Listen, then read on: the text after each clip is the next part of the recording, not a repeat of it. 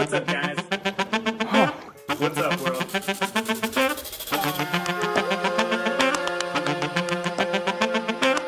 My narrativizing mind is very active. It's this invisible frame of reference that you carry in your head.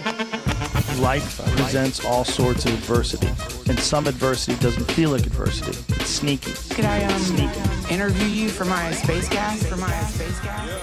What the hell is going on here?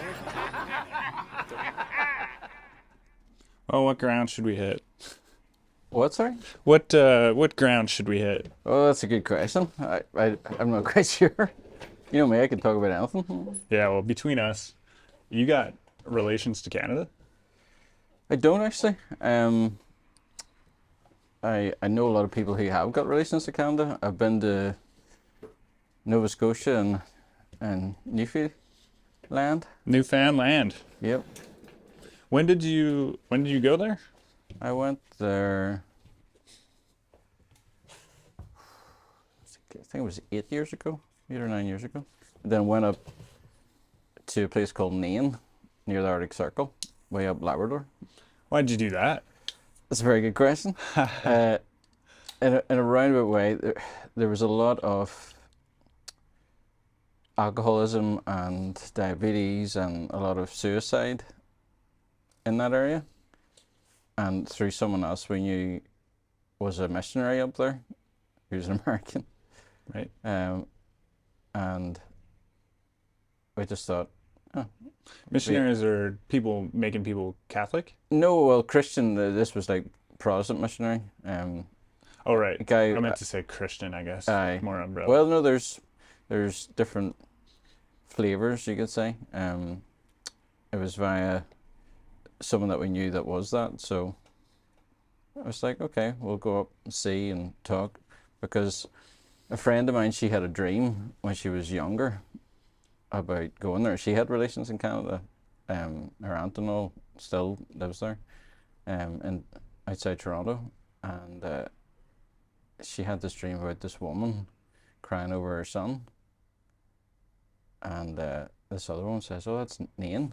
I was like, what? In the Bible, there's a place called Nain as well, and it was about a woman who was crying over her son who had died. And anyway, in this dream, there was a connection with Ireland in it, so she was just intrigued to kind of go, maybe there's something to this, so she wanted to go, and I got the opportunity to go with her, so, and her husband, so that's why we were there. I've always wanted to go to Nova Scotia and Newfoundland, so. Nain, the person in... No, the place, there's a place Oh. in Israel called Nain in the Old Testament. The story in Nain was about this woman whose son had died, but in my mum's friend, her dream was about a woman whose son had died. And she looked like, an Inuit woman. And when she was retelling that dream, the other one says, oh, that's Nain in Canada. She was like, what? There's a lot of suicide, a lot of women who see their kids, and she was like, that's a bit random. So, and then she came across someone who knew someone was a missionary there, and she was like, this was like 30, 40 years ago, she had this dream, so she was like, what? And do you want to go to Nain? And she was like, yeah. So it was just weird how just different things came about. We were going to Nova Scotia anyway, Newfoundland, because a lot of Scots-Irish went there, and we were sort of tracing the roots of that and going to Cape Breton and so forth. Yep. And so called the Milk Run. It was like 7 stops to get there in a wee small biplane. Right. So we paid and we got on it and went up there and met. That's incredible. Yeah, I bet no? the views were cool. Oh, amazing. Yeah. And when we just got there, it was just before spring, it was the ocean was frozen. So we skidooed across, and literally 2 days later when we were leaving, it was all broken up. Whoa. We couldn't go over it again. Because that's how quick, like within like a day or so, it had all the ice would shift and stuff? thawed. Man, that's a really big, intense story already. It is. Who, was this an older lady that, because you said she had the dream like 30 years before? Yeah, 40 years ago. Like she was a young girl here. Okay. But it was random. And she had a doll, like this Inuit doll, or Eskimo as it would call it back then, but Inuit. Sure. But it was such a random dream. like she'd never. But it was just the fact that she was retelling that story about a woman grieving over her son, and this other woman said, "Oh, that reminds me of," and she was like, "What?" It was just a series of different things that were just random, and the opportunity to go, and she was like, "Yeah, yeah, okay." And when she was telling her the story of her dream, it was in Labrador? No, it was. Or was it I think in it was. Ireland I think it was still? either in Ireland or in England or something. It was over at this side of. Yeah, yeah. But it was just, and they had contact with, again, it was an Irish American guy. I remember his surname was Whelan. Or Whelan, was it Whelan or Whelan? Yeah, it was one of those two, and which is a very Irish name. And he had been a missionary up there, and he knew another guy who was a missionary there that he wasn't any longer. But, so I was like, yeah, do you want to go up there? I'm like, why not? Mm-hmm. So we got served bear, which is the first time. God. It was like, I wasn't a fan. It was black. I was glad there was onions. Yeah. It's like, it's a weird kind of fishy, kind of gamey kind of taste. Yeah. I was like, as much as I like deer and bison and all those kinds of bears, but acquired taste, you know. Sure. Maybe they cooked it bad, maybe. Possibly. To be fair, it probably was the American was cooking it because it was it wasn't the locals. Picked up ground bear. Yeah, Like it was chopped into thin slices, you know, and was it like a polar bear or it must have been maybe a polar bear? no, it was polar Yeah. because they're legally allowed to hunt so many. Yeah. But it was just interesting. The older ones were healthier than their kids and grandkids. Because now they had missing teeth and different other things. Because obviously, if you get infection or something, there's no dentist. You have to wait until they come. Okay. But a lot of the kids and grandkids, alcoholism, overweight, and problems, serious issues. But the old hands, not as much. But they ate nothing but meat and fat. Nice. Like seal and seal, like a lot of loved it, you know. But they had to bring in a lot of stuff, obviously, because you're right up there, the back of Beyond. Yeah. That's kind of like how you learned to eat less sugar, pretty much. No, to solve issues. I had already. Like in commenting on the fat thing. When they come to the fat thing, well, it was another example because I'd always wondered about, because people said, oh, it's genetics. It's just genetics. That's how they can get away with it. But I was like, don't think so. And you can see it in the kids and grandkids. I mean, and you see it right across the world. Whenever they start adopting a westernized diet, all the same problems happen.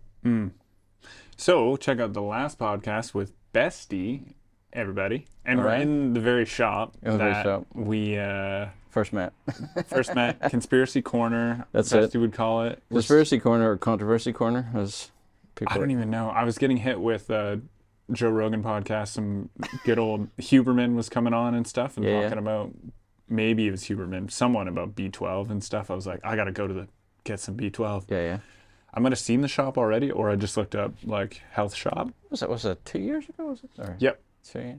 And walked in here, started talking to you That's right. about over here, and I don't know, Yeah, it was just over there about B vitamins, and then I don't know. folate, Went into folic acid Yeah. in bread is something I learned about as Yeah. well.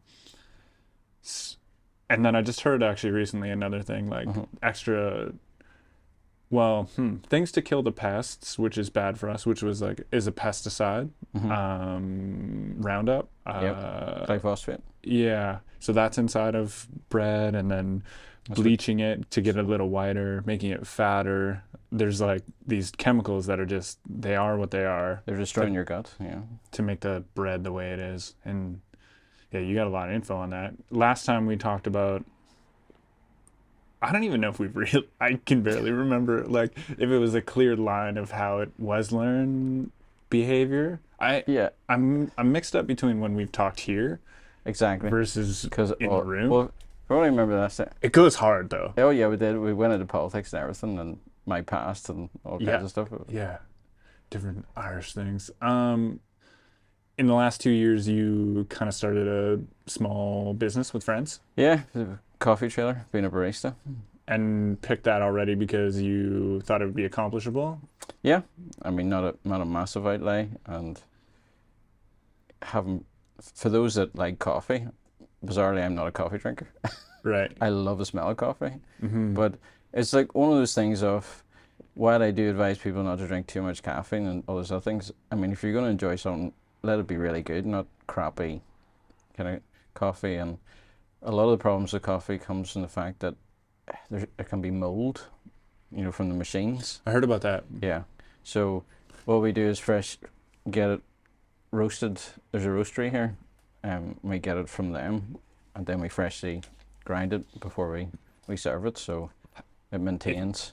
It has mold maybe more likely before, like if it's gonna have mold, but Yeah. as well, not fresh coffee can get moldy too. Yeah, exactly. But also the fact that a lot of the polyphenols and a lot of the beneficial compounds, degrade through time, through oxidation and heat and all those things.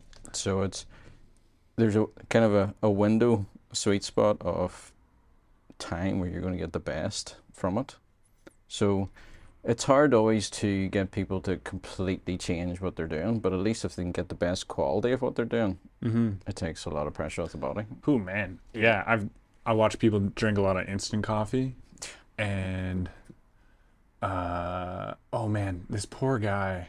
He was maybe told to get off sugar, but he's just doing everything diet and sweeteners and all of the chemical sweeteners, and he is doing more, like, still poorly. Yeah. He's on all the medication still, and he's like, yeah, I got diabetes, and it's like, you don't even eat any sugar. Don't you think there's a problem here? But see, the problem is the energy can't get into the cell. Okay, whoa, that's a big step. What? Yeah. What energy? Like, Our energy comes from food? Yeah. The mitochondria in the cell, which is sort of like the wee engine. It's sort of, there's like the cell wall, there's like ports, there's like gates. It's like a pressure. Receptors sometimes? Yeah, there's receptors maybe? as well, but it's like, like a security kind of thing, of like to get things in and out. And it's a bit like if you are sticking your head out of the car at 80 miles per hour or 100 miles or whatever, like, you can't breathe because the air pressure, your lungs can only accept a certain amount of air pressure. If you're really high up in the mountains, you find it harder to breathe because of the air pressure. So when your blood is very saturated with sugar, it actually can't get into the cell. Because again, it's like a pressure sensitive for things to go in and out. That's why the sugar just sits in there and cuts things up. Well, it damages the lining, but your body has to deal with it because there's a backlog. It's damaging, so it stores it away as fat, and you get a lot of visceral fat and all these other issues. So zooming back to, like, would you know anything about sweeteners and stuff? I would, like, to me, I heard a podcaster who would use a vape. And, like, maybe there is a tiny bit of sugar in there, but it's nothing like eating a bunch of cookies and things. Exactly. But that was activating diabetes to him? Well, it's not necessarily activating diabetes. A lot of people are insulin resistant, which is like pre-diabetes. It's like you're on the way to diabetes.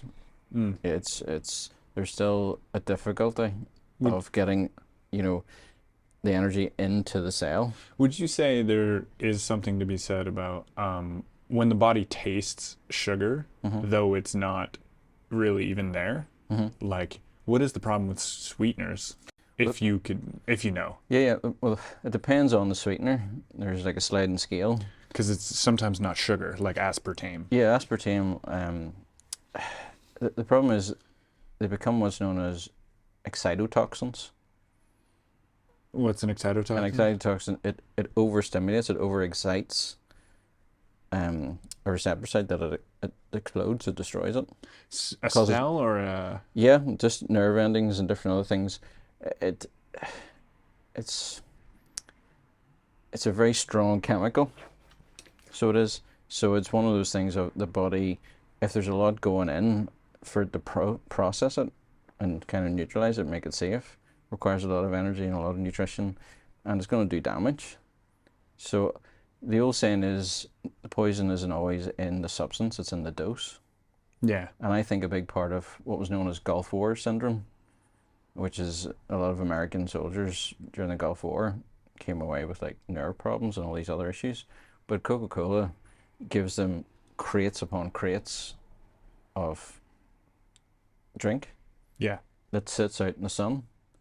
Aluminium can, artificial sweeteners in there. You have heat to that, it breaks down into formaldehyde. Ooh. So you're drinking formaldehyde. What does formaldehyde do? Preserves organ. You know, it stops oxygen, you know, depleting the tissue. That's where you can preserve organs in formaldehyde. So Coca-Cola sugar and aluminium maybe makes formaldehyde or something, or well, I mean the acid. I mean inside of cans, there's actually a plastic lining.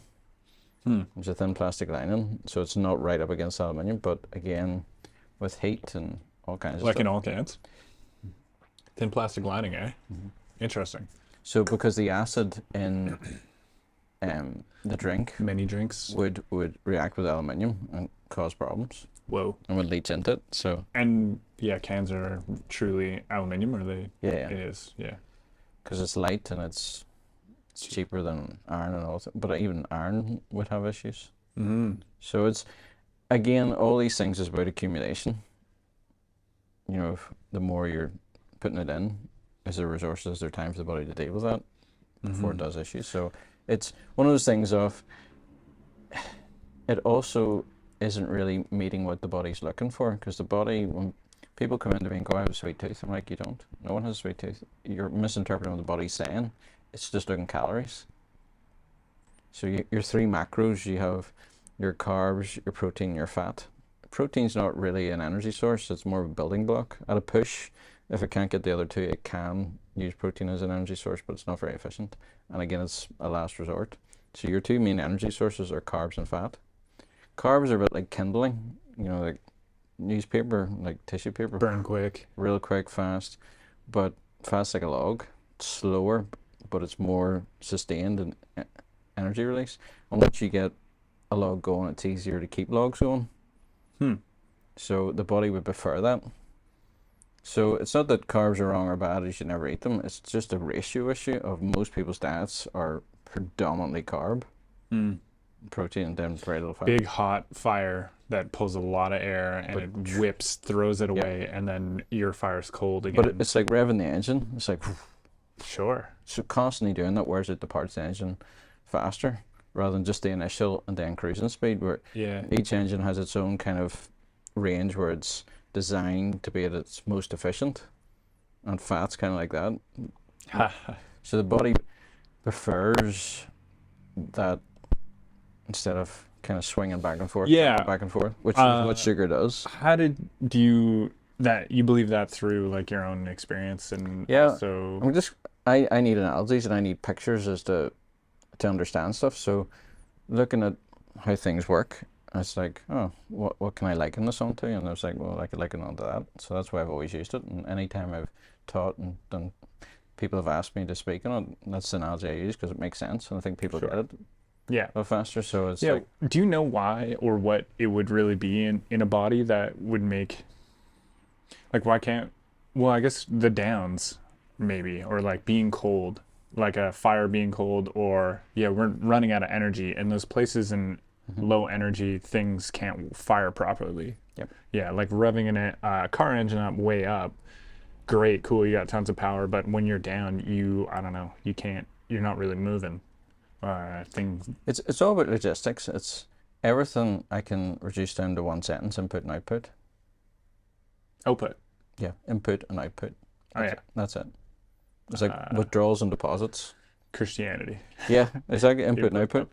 It is, because it's just Sure. what is the quality of the teachings or what people are believing in will result in the output, and if that's wrong, this is wrong. So it's one of those things of, even if your deposits are good, if your withdrawals are more than your deposits, you're still screwed. And so then people try to withdraw or like output more from their input, which is sugary foods, which then You might just actually be out of energy, maybe, and then your crash. body has to switch hormones to use some of your fat, which you've been storing because you've been eating lots of sugar, but then you just drop sugar in there again. But or something. It will always burn carbs and sugar first because they're shorter and quicker. It never gets round to burning fat if there's carbs and sugar there.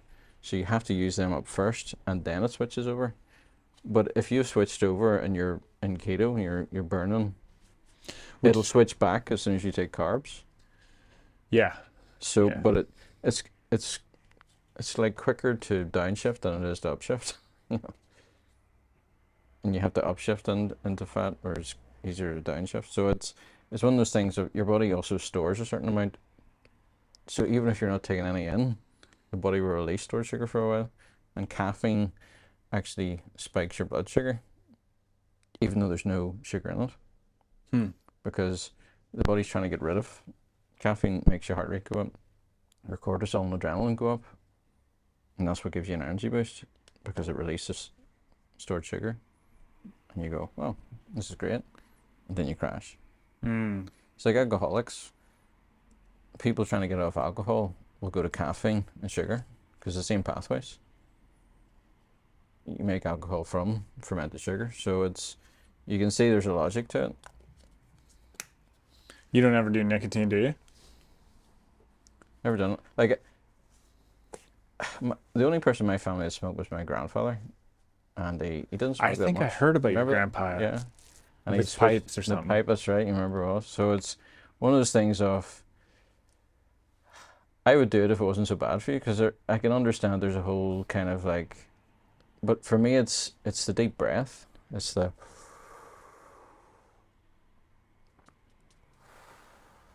With smoking? yeah.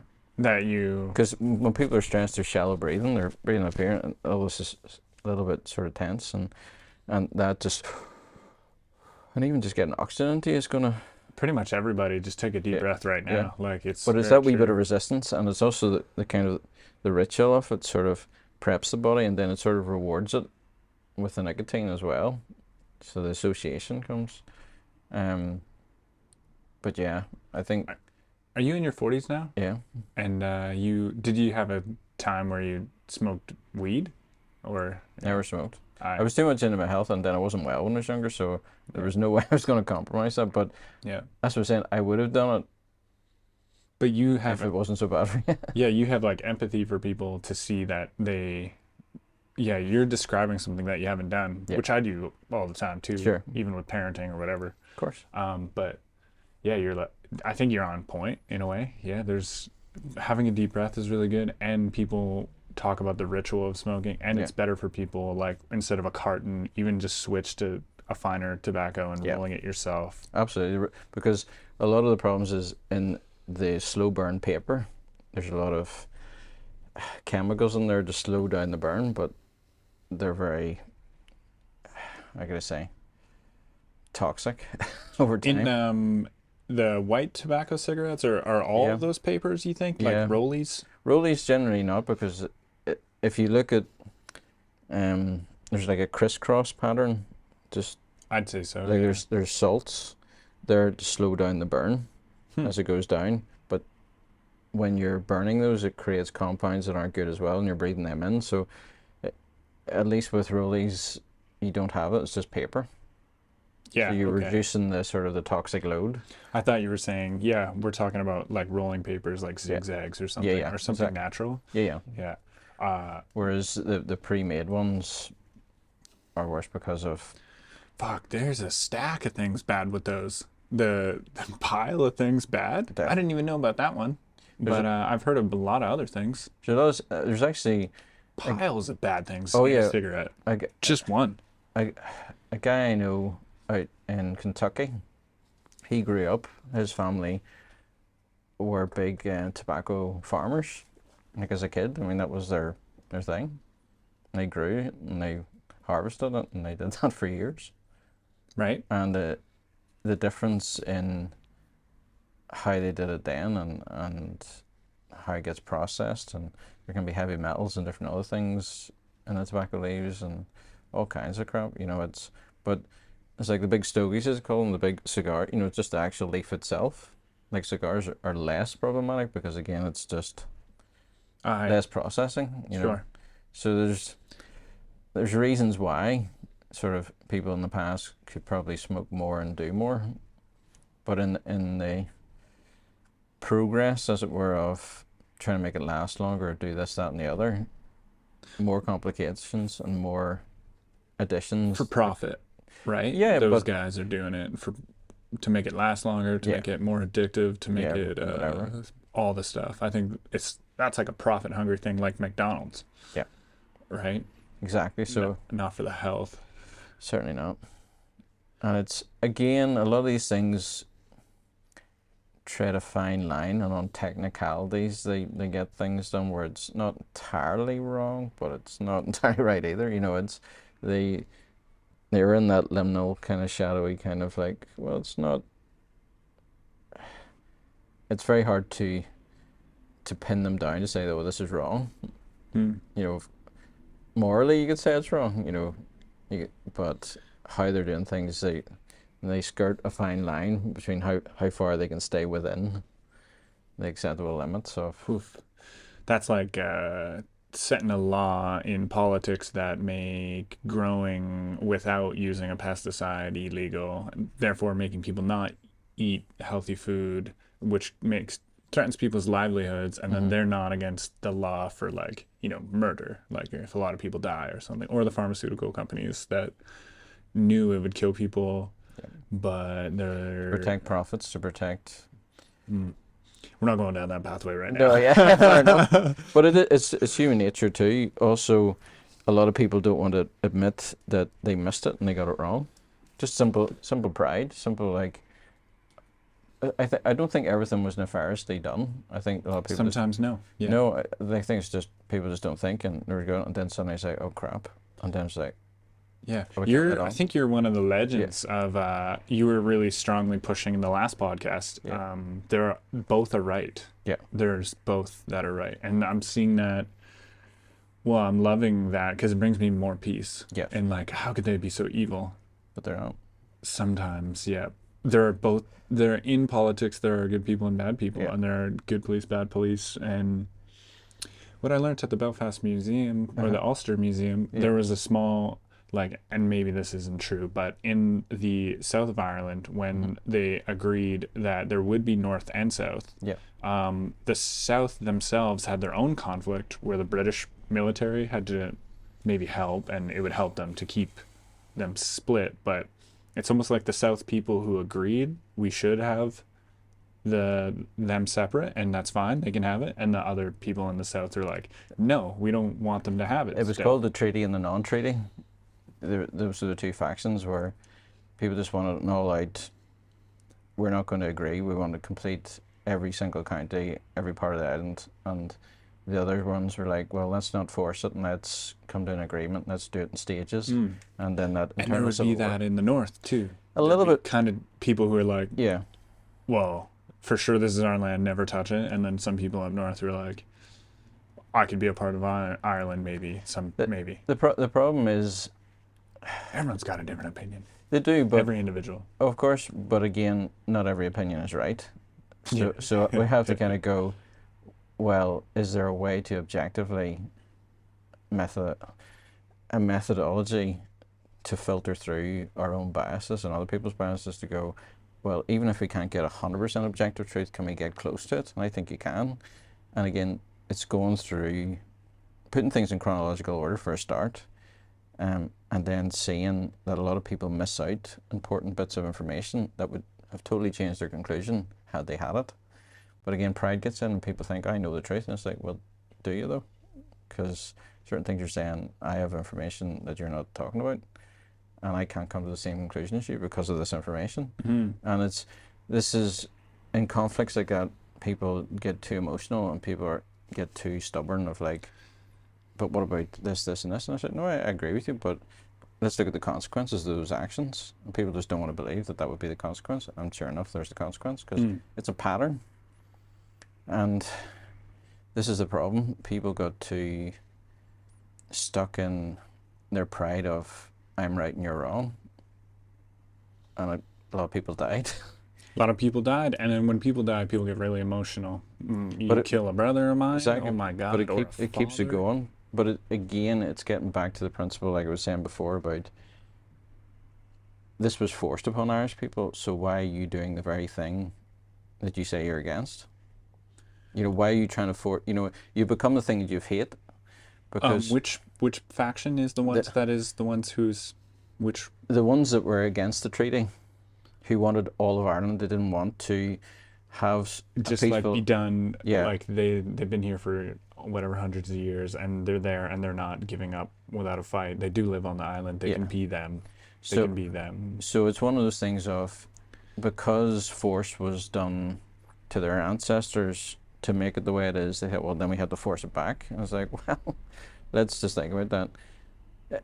Yes, it's not ideal, and yes, they were partly right in certain things, but you got to convince people, don't force them.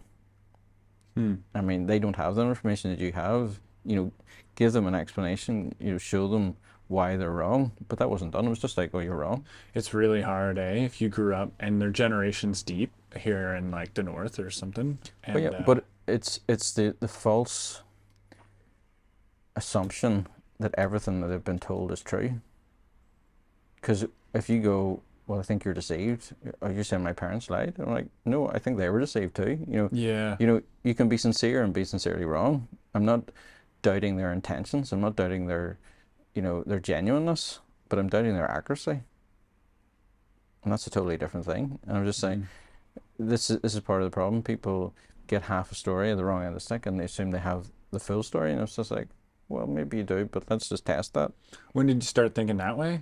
When I was a kid, because growing up in the Troubles here, and just even different things about, I know it sounds bizarre, even about the Bible, I was just like, I do not believe what I'm being told here. Yeah, Because I was just, in my simple mind, you know, there was contradictions in the story they were literally telling me. And I was like, that makes no sense. yeah. I'm like, I was quite a shy kid, so I wasn't one to be speaking out, but I was hyper suspicious because I was like, maybe I'm wrong, but that just seems totally wrong, you know? Yeah, if And you're it not, just made me doubt a lot of, especially when I started reading and finding stuff that contradicted what I was being told, and I was like, well, I'm even more suspicious now. yeah. There's even there's a few things, and I'm keeping them in my mind. One's about mold. One is if anyone in here came in with a question today, and then on to I saw this documentary film called Zeitgeist. Oh yeah. Have you seen it? Yeah, I remember it a long time ago. It was yeah, it's old, and then I really loved how they threw down there's so many different lords or Jesus figures who were born on the 21st, which is the solstice, and rose 3 days later, which 3 days later is when the motion of the earth's tilt going back in the southern direction is noticed.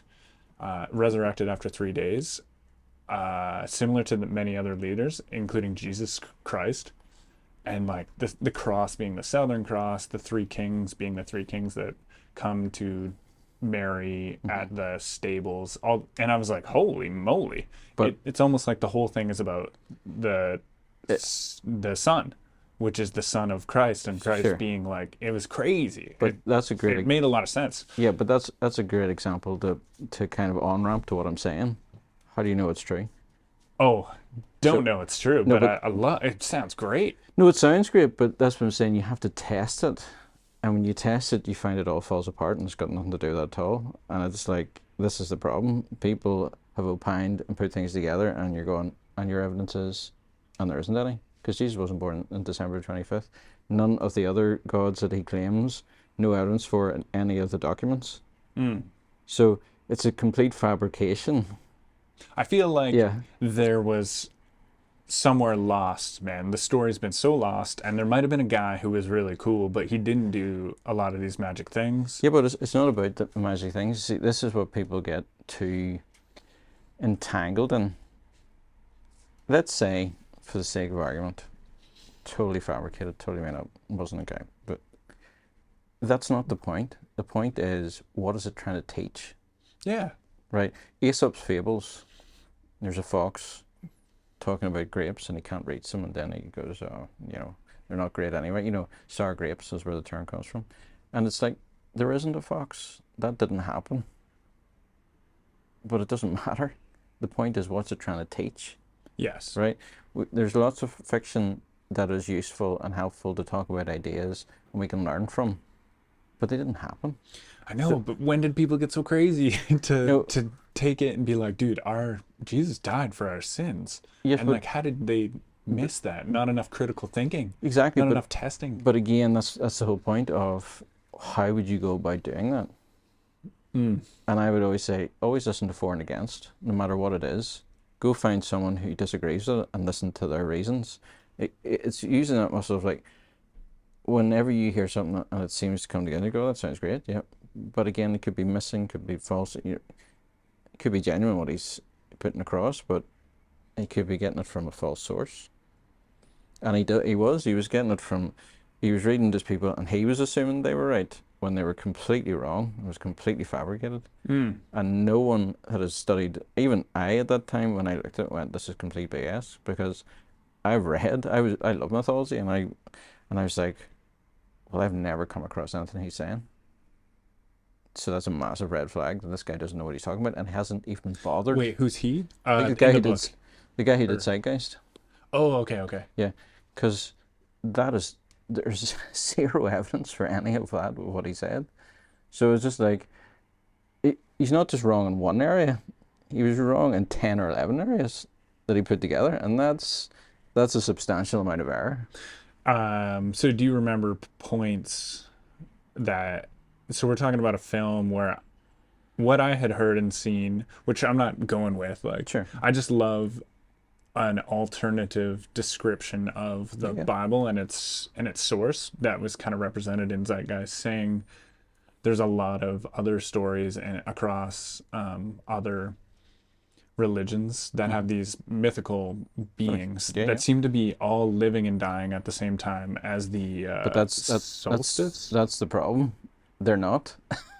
That's the fabrication, because Yeah, it's just like, all the stories are made up. no, but there isn't stories that talk about that. Like, he's fabricated.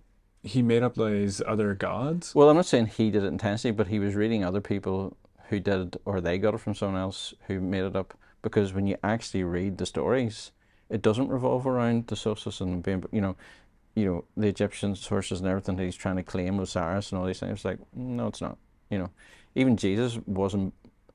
They thought he might have been born around that time, but it was a couple hundred years after, and they assumed there was no evidence. In fact, there's evidence against it, but they didn't have that back then, so they assumed that, and that became tradition. But when you actually probe into it and look at it, you go, well, there's only 2 times of the year he could have been born: March, April, or September, October. That's where all the evidence goes around. It could only have been in those 2 times. Couldn't, all the evidence points away from December. So this is what I'm saying. It's people make these assumptions and make these bold statements, and I'm like, back that up. Where'd you get that from? Where'd they get it from? Give me a coherent, cohesive, logical reasoning of how you've arrived at that, and then you just start testing. It all crumbles apart, and just like, so your whole conclusion is based on fraud. Would you agree that, like, what I find, it's not a religious following that Sure. I'm going for with Zeitgeist in his way. I don't even know who made it. Just someone describing times and similar stories.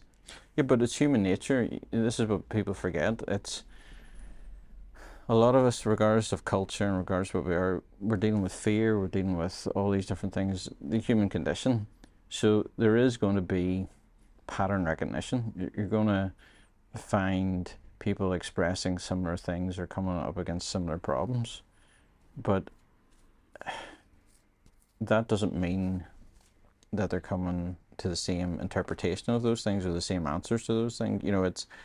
It's a weird thing to go, because this is similar here, it must be similar there. I'm like, that's not logical. It's a non sequitur. Unless there are some similarities. Yeah, Like, but similarities doesn't equal the same.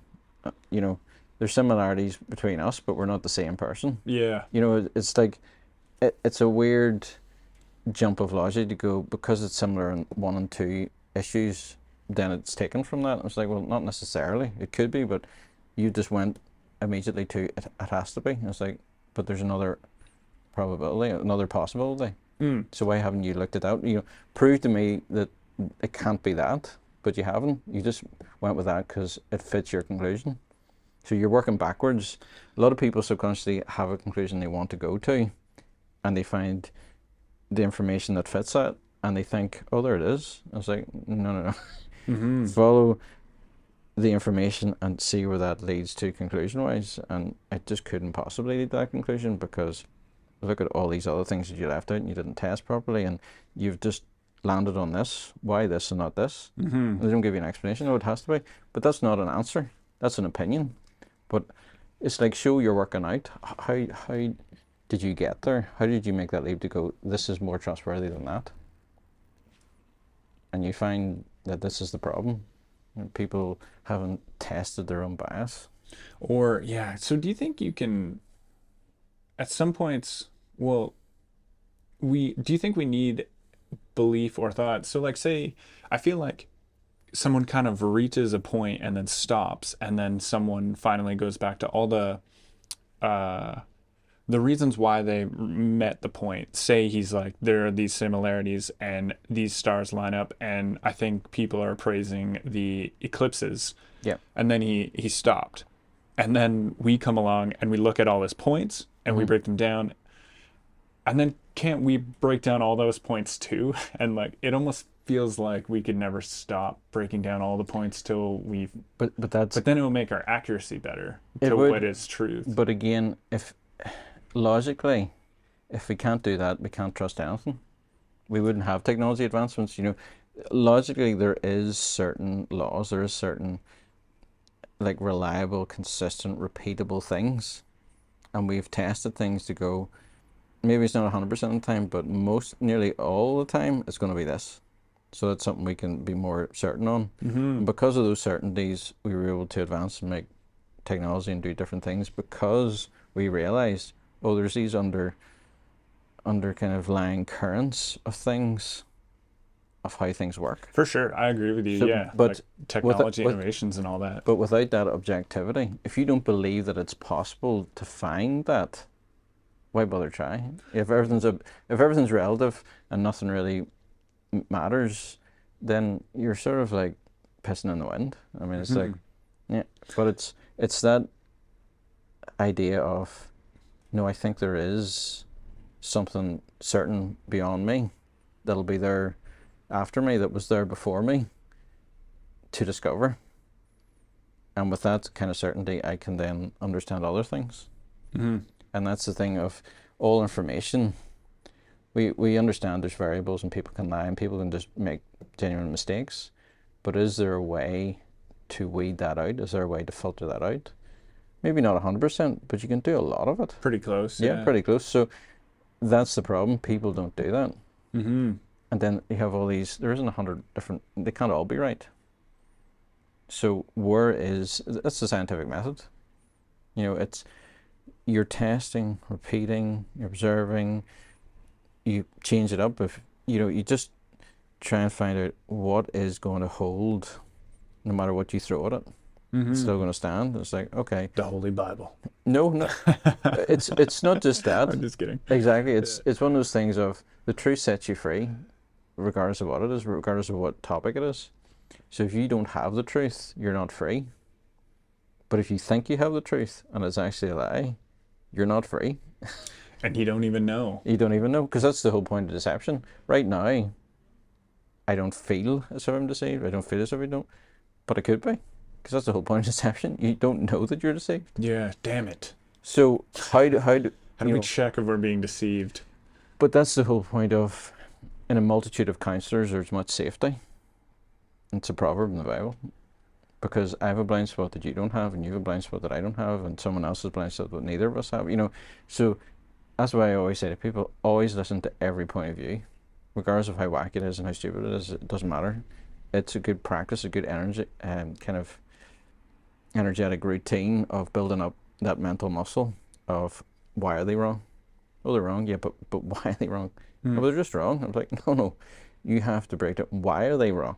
No, because I'm right. Yeah, but why? It's just oh, I just feel it. I'm like, yeah, but why do you feel it? You know, break it, like, get me through the stages of why is it wrong? And that's why I studied different religions and other points of view and Satanism, witchcraft, because people say, oh, it's wrong, and I sort of see, but I was like, but why is it wrong? Well, it just is. I was like, that's not a, you haven't given me specifics here, but what is it about that is so bad, and so what, you know, and it took me a while to get into the mindset and understand what was going on. It's like, okay, I understand why now it is, but it's like, you could have just told me that.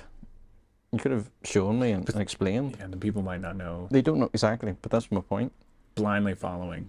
Yes, and sometimes they're right in their blind film, but a lot of times they're not. So this is the whole point of, if you have the truth, why are you so afraid of all these other things? Because they're going to collapse, they're going to fall. But that whole mindset of, I need to protect people from this, and this is dangerous, and I'm like, well, how's that working out for people? This doesn't, you know, if you give people the tools themselves to work it out, they'll come to the conclusion themselves. Yeah. You don't have to protect people all the time. So when I brought up Zeitgeist, it sounded like you had read some other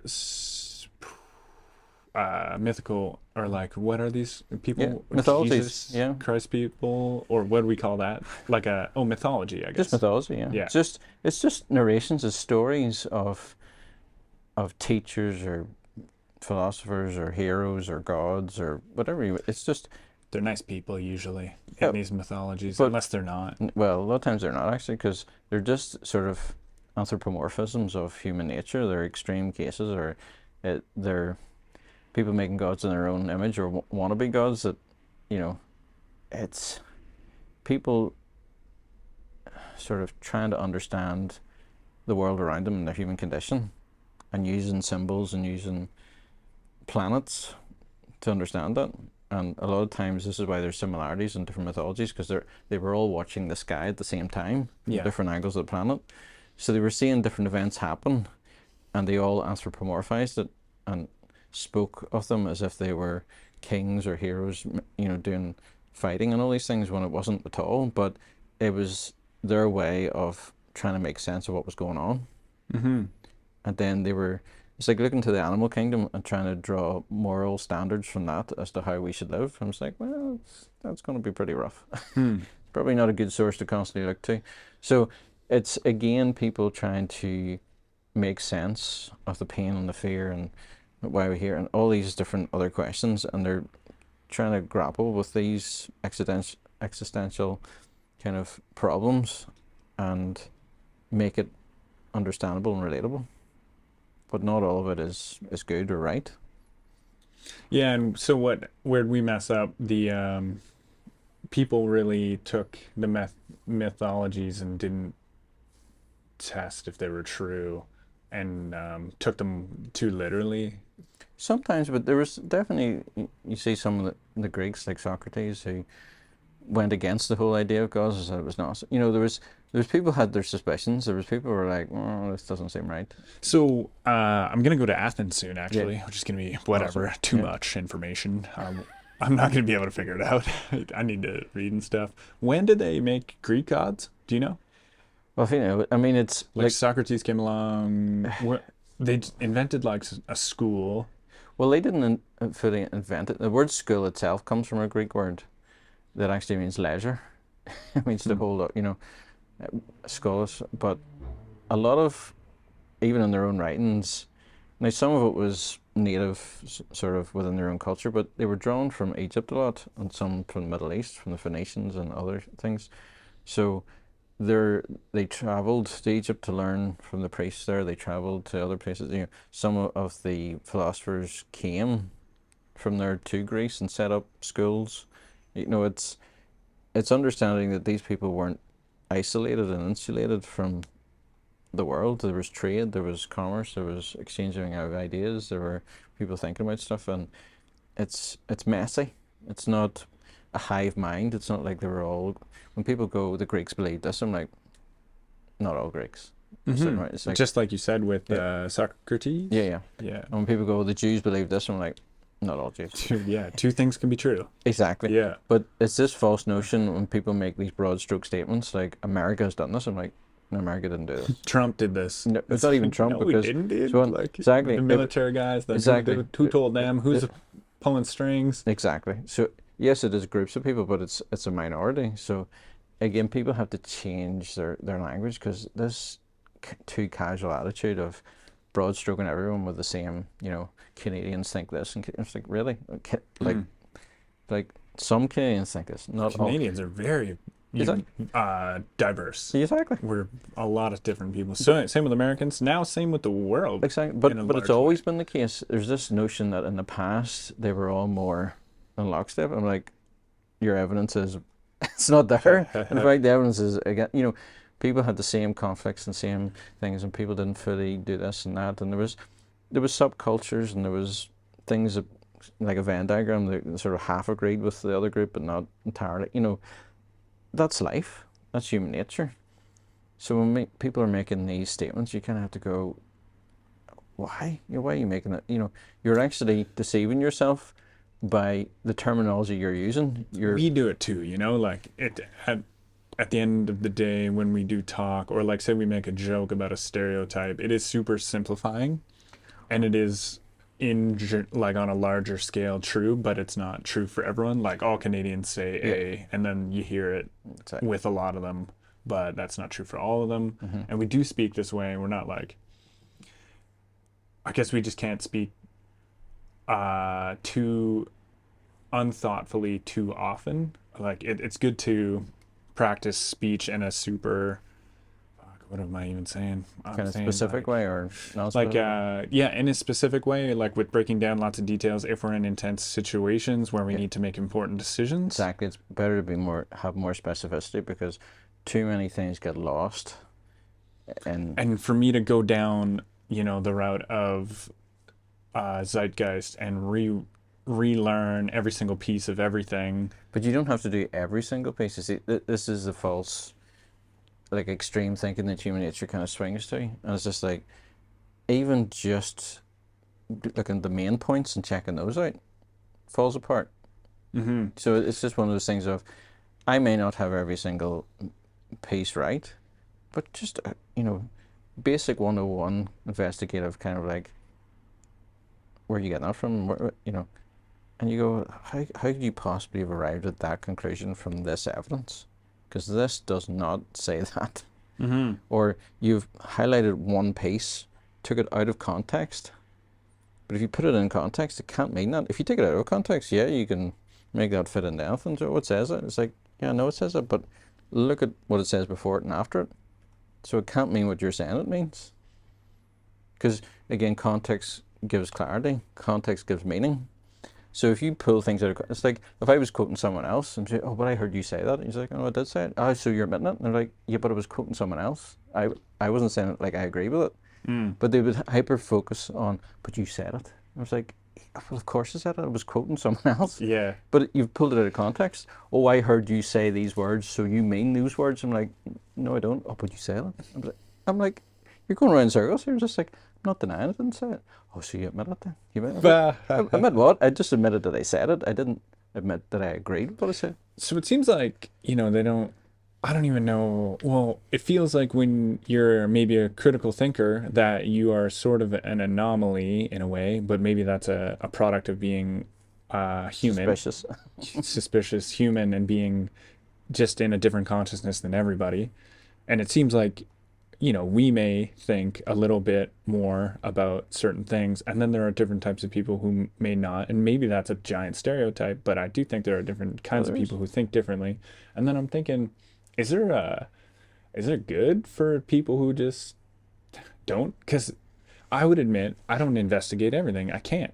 No, you can't. In everything. No, I mean, you only have so much time and energy and different other things, but it's one of those things of, before you go hurting anybody, exactly. Let's critically think instead. But it's all to do with what I would call like matching intensity. Like, you don't put a white belt in with a black belt. You don't put a lightweight in with a heavyweight. Sure. So it's just one of those things of, if the circumstances, again, context is, well, this is hyper important and critical. Okay, you need to step up your game. You can't just weigh in there and go, well, I should have the same as anyone else. It's like, why? Because I'm human too. I'm like, but that's not the point. The point is, if someone's going to do brain surgery, I want someone who's actually studied a bit or practiced a bit. Mm-hmm.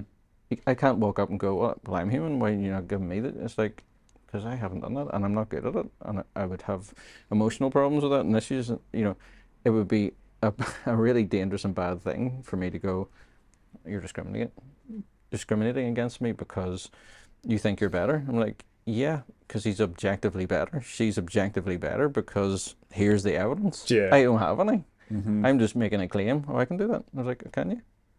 So this is my point of view of when people are talking about certain issues, that's fine. Everyone can have their opinion, but not everyone's opinion is equal or valid. Mm-hmm. And you kind of have to go, well, at least put a bit of effort in. And when someone has made no effort, oh, I've read, it's like, well, that's not enough. That's a good start, but you know, you also got to explain it to people, and you got to break it down. You have to answer objections. You have to go, well, why do you think this is right and wrong? And people don't know how to communicate or argue, and they just get domineering or bullying, and they start throwing ad hominem attacks and start criticizing the person. It's like, that's got nothing to do with the argument that we're talking about. But they deflect away from it. Just say, well, that's fine. If you don't know, it's fine. But don't pretend.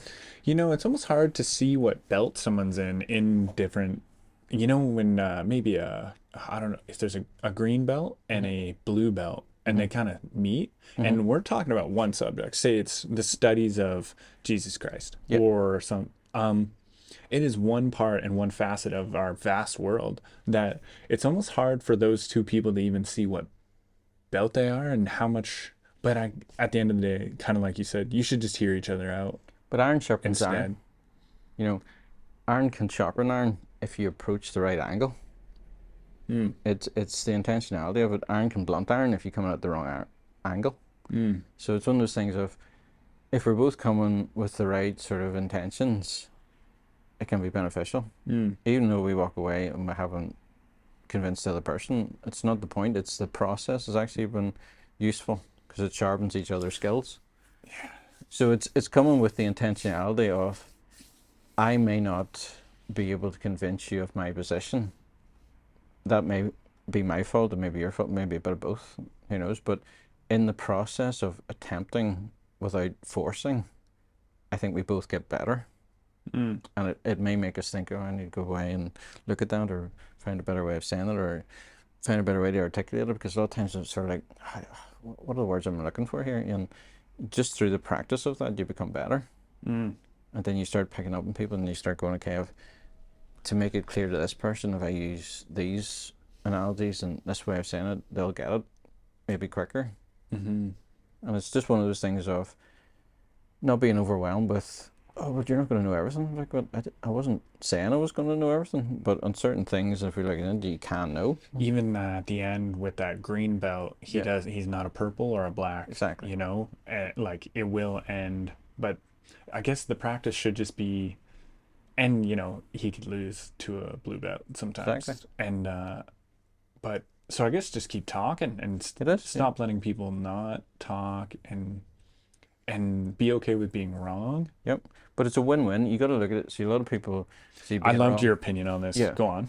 The win-win is like, if I find out I'm wrong, brilliant. I'd rather find out I'm wrong sooner than live my life for years being wrong. Hear that. Yeah. Like, I don't know. We forget when we're in it because we don't want to, I don't know, we think we're going to be embarrassed in front of people, even though it could be just us talking. But it's sort of making that the norm. It's like, because I knew the potentiality of me being wrong was extremely high, I spent more time. I can be so stubborn as to let a guy show me how to swing a hammer better. I can let me just keep strong, and he could help me. And you know, it's so weird. I'm pretty stubborn, I guess, or like. But again, it's exploring that and unpacking that of why are you being defensive? I don't want to be wrong. Yeah, but it's more than just that. A lot of times you don't want to be wrong because whatever. Of the association of being criticized, being excluded, being made fun of. You know, there's a whole series of emotional things that you're trying to block off.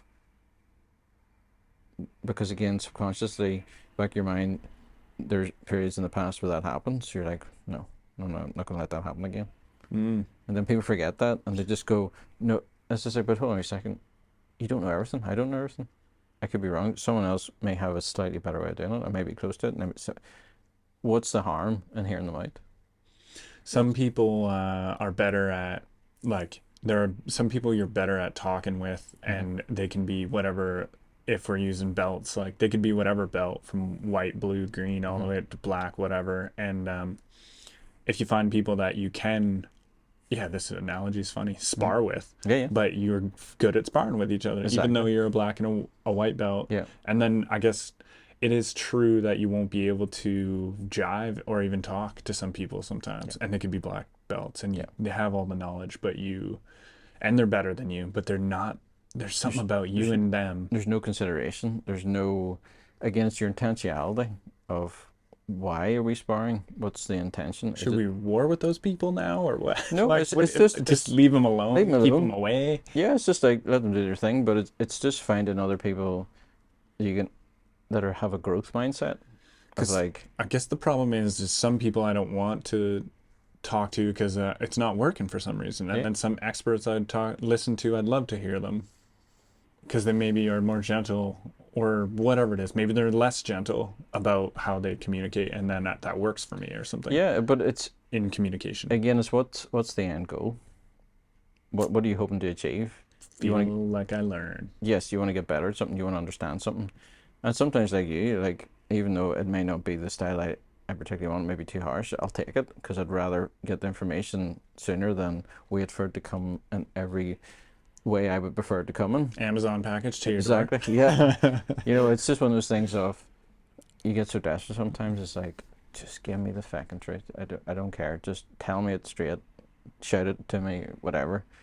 Yes, I'd prefer it not to be, but if that's the way it has to be, I'll do it. But it's just one of those things of human nature's been around for, depending on your point of view, thousands of years, hundreds of years, whatever.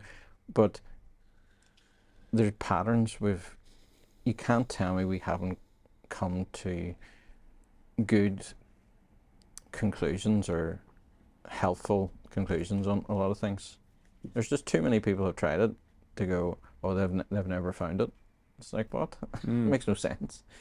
So it's just finding those and understanding it, and does it fit to my situation? Sometimes you have to tweak it and tailor it, but there is certain sort of guidelines or certain boundaries. You can go, the answer's going to be in here somewhere. It's not going to be like, well, and it's getting a structure and getting kind of like, okay, like a jigsaw puzzle, you get all the straight edges.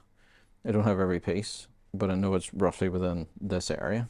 I have a group here and a group here, but I don't know, is there one piece in between those two groups or 10? Or... When did you learn to talk like this or think like this? It's just I've always, I struggled. Always? Yeah, because, well, I didn't, I wasn't always able to talk. Thinking always, man.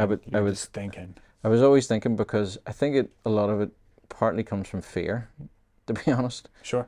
And I think that was the motivating force for me to get better, because I struggled to communicate. I was frustrated with myself. I felt stupid. I felt like, I didn't want to be embarrassed. So that's why I tried to get better at it, because I felt like I was like, oh, all these people are better than me, and I'm struggling for some reason.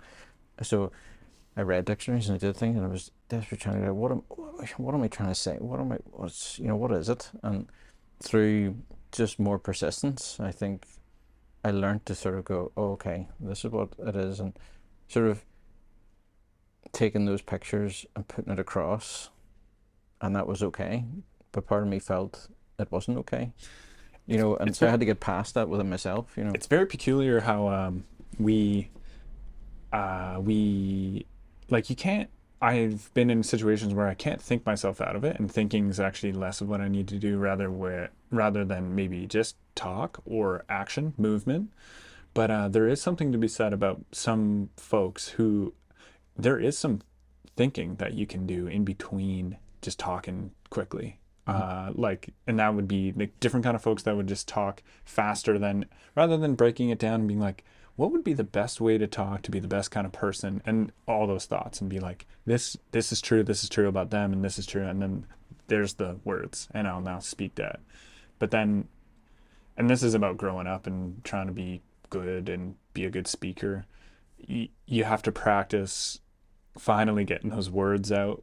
You got to practice moving your mouth and getting it out correctly with a good tone. Yeah. Finally, you can't think forever, but it it feels like good. I like talking to you. I Yeah. like how you think. But it's sort of not putting undue pressure on yourself, because I think I had a kind of a perfectionist streak when I was younger, which was very crippling, because it was actually analysis paralysis. It was sort of like hindering me to do it, because I was like, oh, I'm good. But again, I didn't know what the blockage was, but the blockage was I was trying to protect myself from criticism. Mm. But I was getting actually- criticism in the process of trying to But protect it myself. actually as well left you in a place to, because the people who don't want to get or they just talk too quick or something, Yeah. say stuff too fast and jump to conclusions, like you being forced in that fear made you think more Yeah. critically about more, which is interesting, Yeah. rather than a guy who runs across tight ropes Yeah. and goes for it. Yeah. Think about it for 2 seconds. Well, my dad, And thinking too much can fuck you up. My If dad al- that, I don't know. my dad always used to say, put mouth or brain in gear before opening mouth. Brain in gear. Yeah. Your dad, Yeah. He used to say, put brain in gear before opening mouth. is he a good speaker? Well, he got better. My dad could be very forthright in his opinions. He wasn't behind the door and telling you what his opinion was. He could take on people, no problem. I was a bit shyer than that. Like, I have my moments, but it took me a long time to sort of get to that place. But it was one of those things of I needed to be confident with myself, as to at least I've done the best that I could do. If I'm wrong, I'm wrong. Yeah. But at least I felt within myself that's the best I could do at that time. And I don't, but that haunted me, sort of like, if I did it too quickly, I kicked myself, because I was like, oh, if I'd only spent a bit more time, if I'd only done that, I could have saved myself. I could have avoided that embarrassment. I could have avoided that criticism. So it sort of like motivated me to go, I really need to sort of get a hold of this. And it was like, why is this so hard? Why does this take so long? My impatience, my frustration, you're locked in that kind of cycle, and just learning to sort of go, okay, this is the best I can do. And sort of realizing your first draft of anything is going to be crap, and not beat yourself up. You no one just produces the very first. Well, very rarely by accident, but most of the time you do stuff, it needs polished and added to, and that's just the creative process. And that's the norm, and that's okay. But that actually helped me a lot when I suddenly realized that. I was like, hold on a second.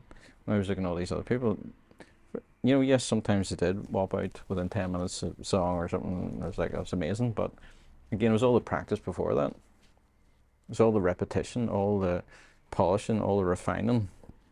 Yeah. A lot of it's crap. But it was through the process.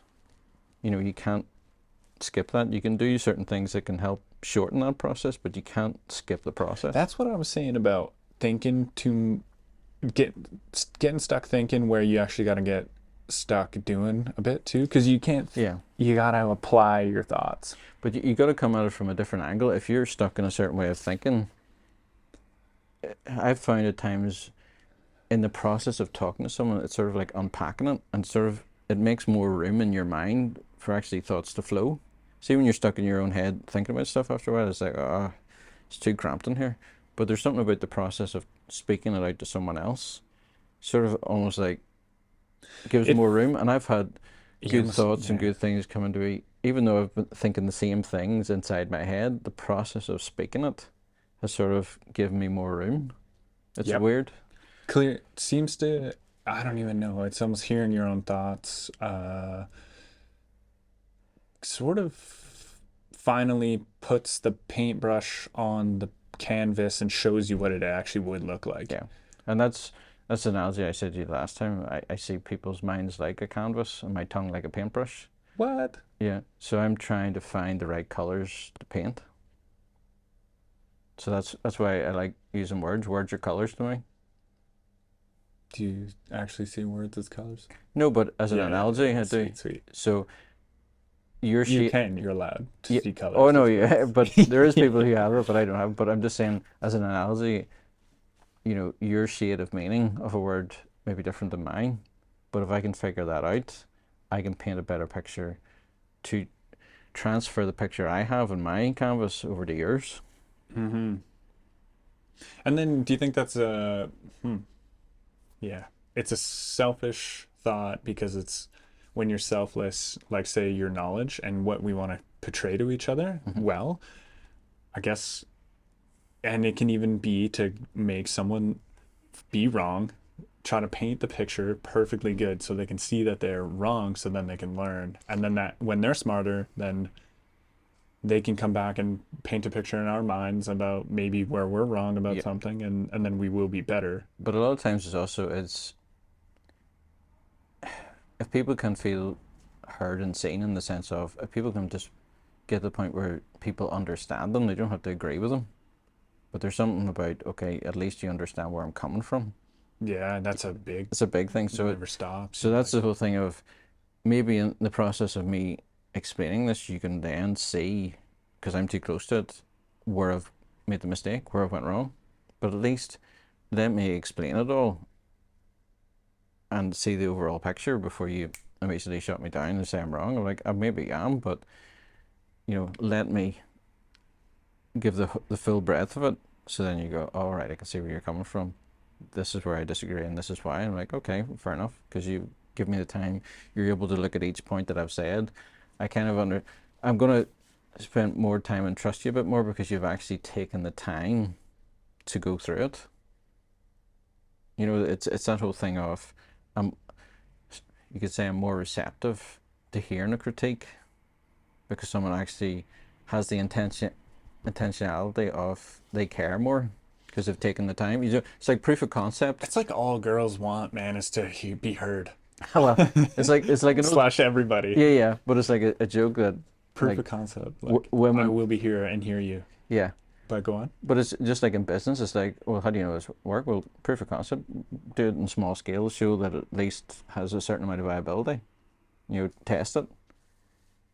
And people can say that they're this, that, and the other. I'm like, well, let works follow, let actions follow. Let's see the fruit of that. Because if that is really the case, I should see congruency. Because anyone can say lip service is cheap. You know, anyone can say anything about it. Rough, yeah.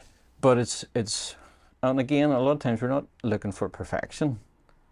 We're not saying, oh, well, they made a mistake here. Yeah, but we all do. But I'm just saying, is there enough consistency of what they're saying and their actions matching? Then I go, okay, I have a bit more trust in this. This person is at least more self-aware. You know, they're more accurate in describing who they are, and we have evidence of it, and other people are backing that up. And that's the whole thing of, I got lost there and thinking about like having people spend the time to at least hear you out, to to like let them, so people don't let you be heard out. That was a problem. Then I was emphasizing that, and then I can't remember what point we got. That's all right. No, it was just from the point of view of the joke I was going to say also is that was it. Women like to hear their own opinion in a deeper voice. That's hilarious. Yeah, it's like sometimes they don't, you know, I say sometimes, most of the time they're not looking for a solution, they just want to hear their own opinion in a deeper voice. It's sort of like they're wanting backup because, and then they're being heard. Yeah, being heard, but I understand. Which also we all want. We do, but, and I say this respectfully, but I'm not trying to kind of belittle them to say that men don't experience this too, but I think it's more common in women to be more insecure about things and more fearful. You know, it's definitely, they have more, I think, analytical time about a lot of things where a lot of men don't. They just kind of go about things and don't think. We got bodies that can be sacrificed more so. They are in weaker bodies, so they can't use physicality. Like they're in danger, sorta. Yeah, I mean they're more aware of, I suppose, things on a sensory level because again, just how they're put together. But that's not necessarily a bad thing. That's what I'm saying. Men and women, I think, have their strengths and weaknesses, that we complement one another. And it's important to see things from a different point of view that you may miss. Oh yeah. And it's one of those things of, it's not one's necessarily better than the other, but in certain times and certain things it can be. So it's just having sort of respect for, okay, it would be wrong for me to expect this of someone who's put together differently. It's not necessarily a bad thing, but it's just being cognizant of that and going, okay, I need to adapt as they need to adapt as well to make this work. So it's mutually beneficial. But that goes, And it even goes to everybody too, right? As Exactly. we've been saying. but it's building a society where you're not ashamed or fearful to express that. You're not going to be belittled. You're not going to be considered less valuable or stupid or a pussy or like Yeah, you know, man. it's like all those put downs, all those that people are trying to defend themselves from. And just like, oh no, no, I'm not. You know, putting it. It's just like, no, you are. Just get over yourself, because But some people are only to you, you know, and they Yes. won't be to me. And True, then, yeah. yeah, we But find that's- like our that's a people trust that thing. we can, that's a trust thing. and But there's something behind it, Yeah. you know, there's maybe a fear or something. totally, but it's exploring that and realizing, okay, there's a logic to it. It's not totally illogical, but it's sort of fighting your own demons and realizing, okay, what is it? Why am I like this? It's not just random. There is cause and effect. So it's creating a culture that sort of is more aware of that and slows it down a bit and sort of unpacks that and deals with it without letting it Well, run how are we wild. going to change culture? By talking, just by making people aware and by demonstrating essentially. Lead the way. Yes, but kids and a lot of people, as much as they don't want to admit it, follow. We all do. We all go through periods where I was growing up, I wanted to be this and that. And We were born. yeah, There's been all the people before us. We just get born into everyone before us, and we follow from the get-go until we become strong enough to be ourselves. exactly. But we do use other people and other things as like props, as a trellis to grow upon, to grow towards. You know, For sure. we're like, and it changes, and we're trying to figure out different things, and that's inbuilt. Sort of, we need some kind of model or something to grow towards what it looks like, because we don't know at times. So it's recognizing that's just human nature, and we can grow towards the wrong thing and do crazy things. We have to come away from it, but it's sort of being a demonstration for that gives a focus, and then people become that. As imperfect as we are and in mistakes, but the more people attempt to do it, and the more repetition, the more people get better at it, the more the culture changes, because it becomes, as cliche as it is, a safe space. It becomes like, oh, this is just how things are. You're not Yeah. going to be shot down for questioning it or thinking about it. Just like, no, that's good. You know, keep that up. Let's add to that. Let's consider it from a different point of view, and why would someone think that that's good and that's wrong? You know what? You know, let's explore how someone could see it from that point of view. Hmm. Is there a bathroom here? Yeah, it's just over there. I'll go to the bathroom if you need to take a break at all. No, it's fine. And then I want to talk about last time we talked. I think you were, I don't know, maybe you're gonna try to get into a political position, That's right. Yeah. something like that. I'll be right back. Yeah, no worries. Maybe I'll find a free version or something that I can use. Yes. Yeah. Sweet. You just went to go get some meat that goes Yeah. on sale. You not worried about, although you might worry a bit, but you can't worry about it too much. I don't know, just factory farm meat, like. It's not so bad here. I mean, Yeah. a lot of the problems is in the States, because of the cattle feeding that they do, where there's so much grass here. Yeah, dude, the butter is the same color as grass-fed butter in Canada. Yeah. Just all butter. Yep. It's amazing. Cheese, people look for it around the world. I mean, it's just your normal cheese is actually real good cheese. Exactly. Our cheddar cheese is dyed and Yeah. brutal. So I'm really loving that. I'm loving the butter here. Yeah, we're a big beef and dairy nation. Like it's a massive part of the culture. You know, the cow. And Every part of it. yeah, and the meat I think Yeah, it's looks better So here. good. In Canada, man, it can look pretty empty. Yeah. You look at it and you're like, it's just a lot less dark red. It's really light, Yeah. and it's raw. And then they live in the worst conditions, and I'm like, I should maybe learn to hunt. But it's still better for you than getting a whole pile of carbs. That's right. So as I'm saying, it's you're always making the best choice you can make in the situation. Mm-hmm. You know, it may not be perfect, but Being a bit aware of it. being a bit aware, but don't let the perfect be the enemy of the good, as the saying goes. Sure. You know, it's the accumulation of small habits, you know, overall, you know, will put you higher up than Yeah. just going, it's not perfect, so I'll take the crappy version. I think it's with all the choices we can make, yeah, there's I don't know, a side effect to all things. And it can be overwhelming. You can almost not even you should just not eat actually. You should just take a break and That's just it. do deep breath work for 2 That's days it. straight. You could melt your head just trying is. to, you know, and just like, it's not what it's about, but that's what I'm saying, just constantly get into the habit of what is the best thing I can do within these forced boundaries.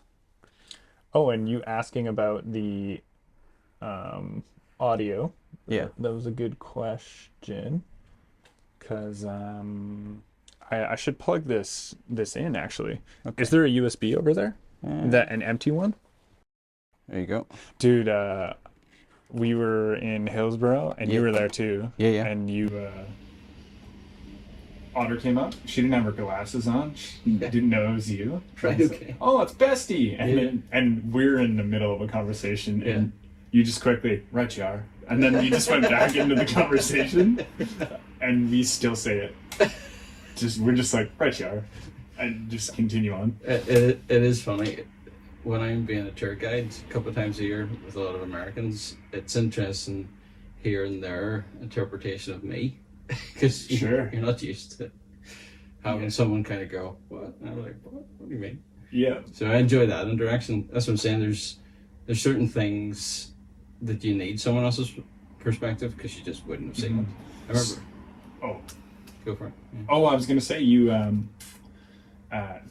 were talking about like trying to get like a small part in politics, or you Yeah. do Well, that that was or- last time we started. I'm trying that for about a decade now.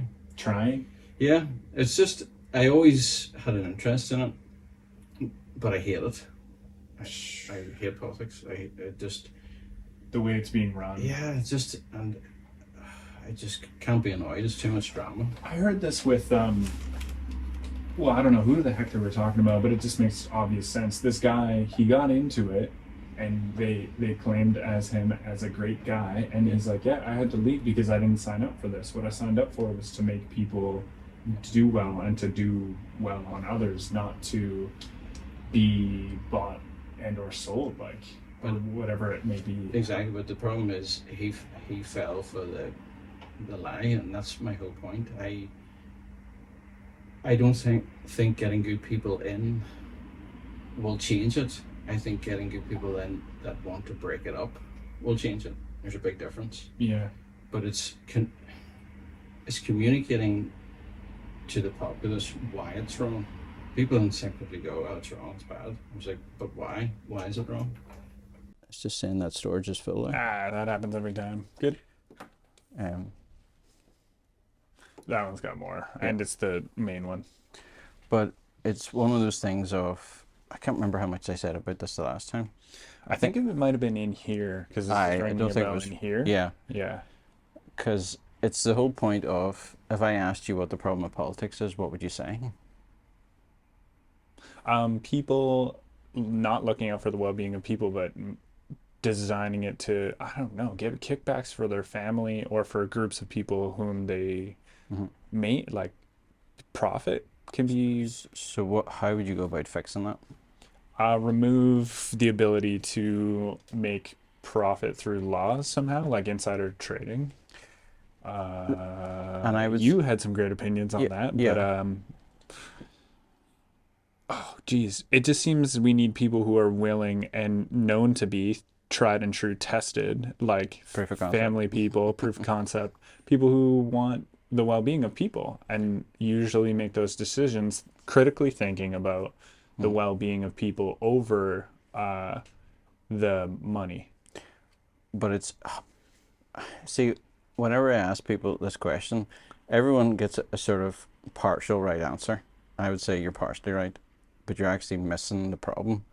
That's the symptom of the problem, but it's not actually the problem. The problem is the structure, the idea that you would give one person or one group that much power.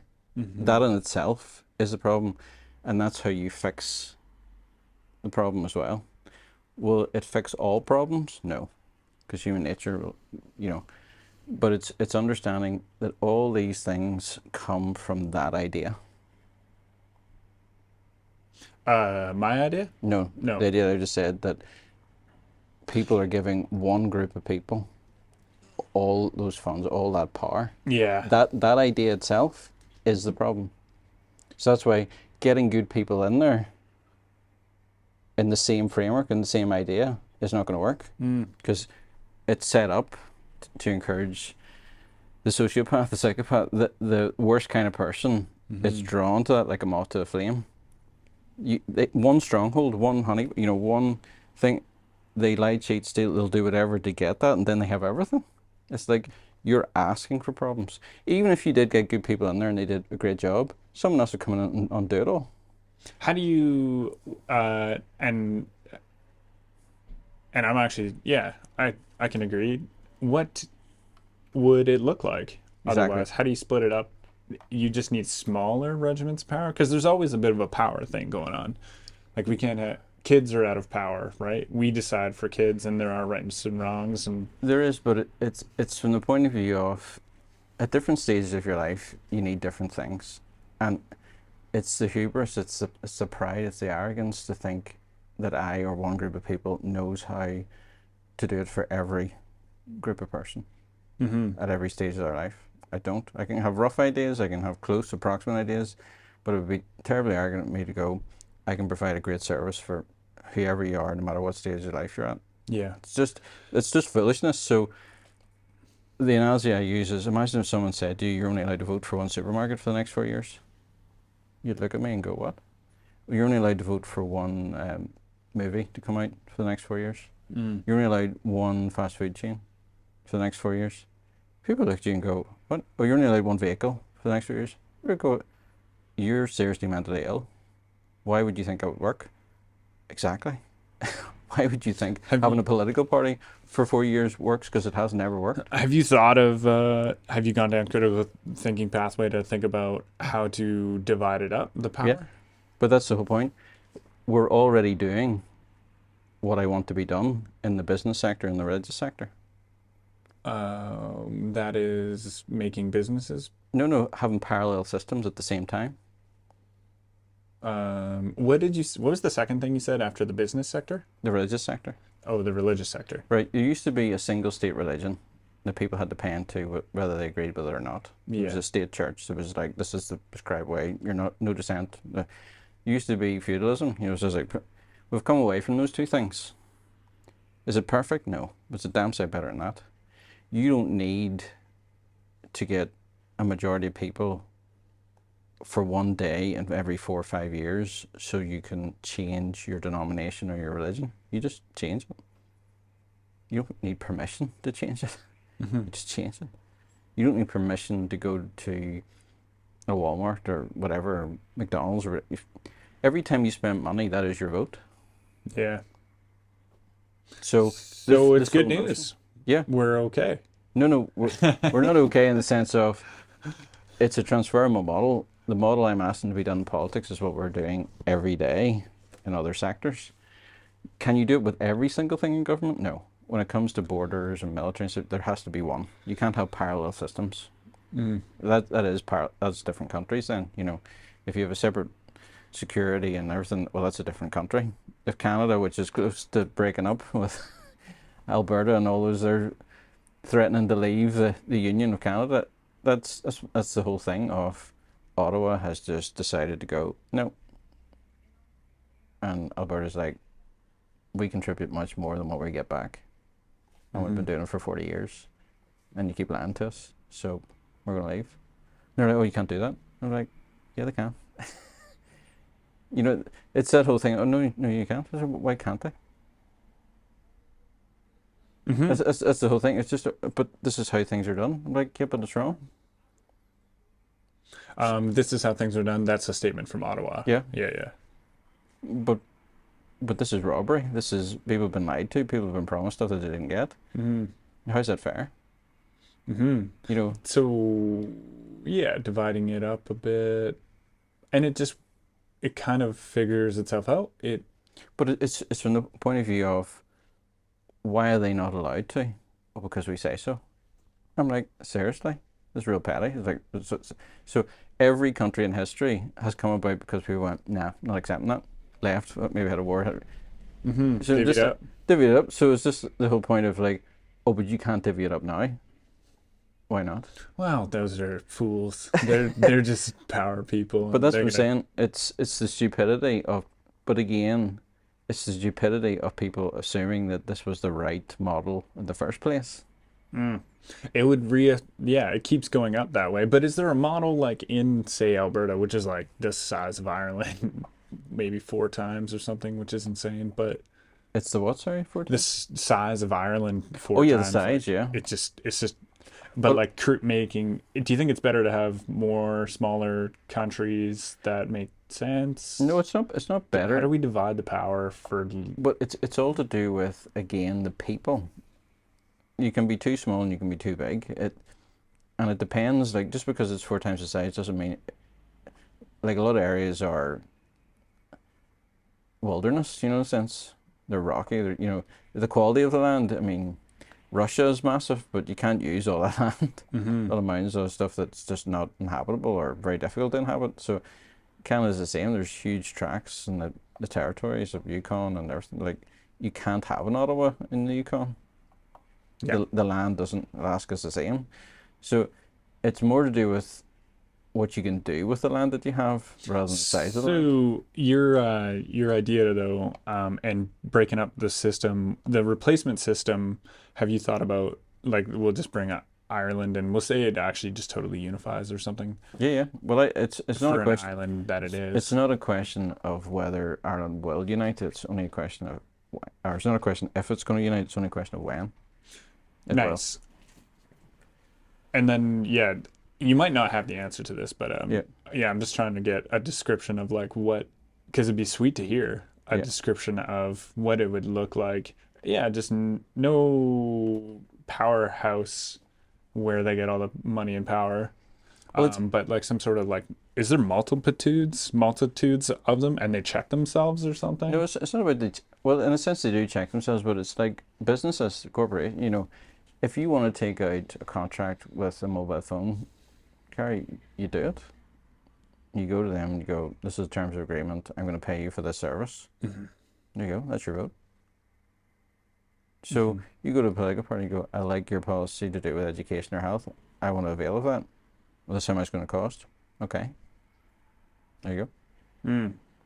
So using finances to free ourselves from the people who are. But it's not using finances. It's using a structure to free yourself. Again, it's people are locked in these paradigms that were created by those in power. It's only ever meant to work for those in power. And people go along with it, and people complain about it. And it's like, well, what actually do you expect?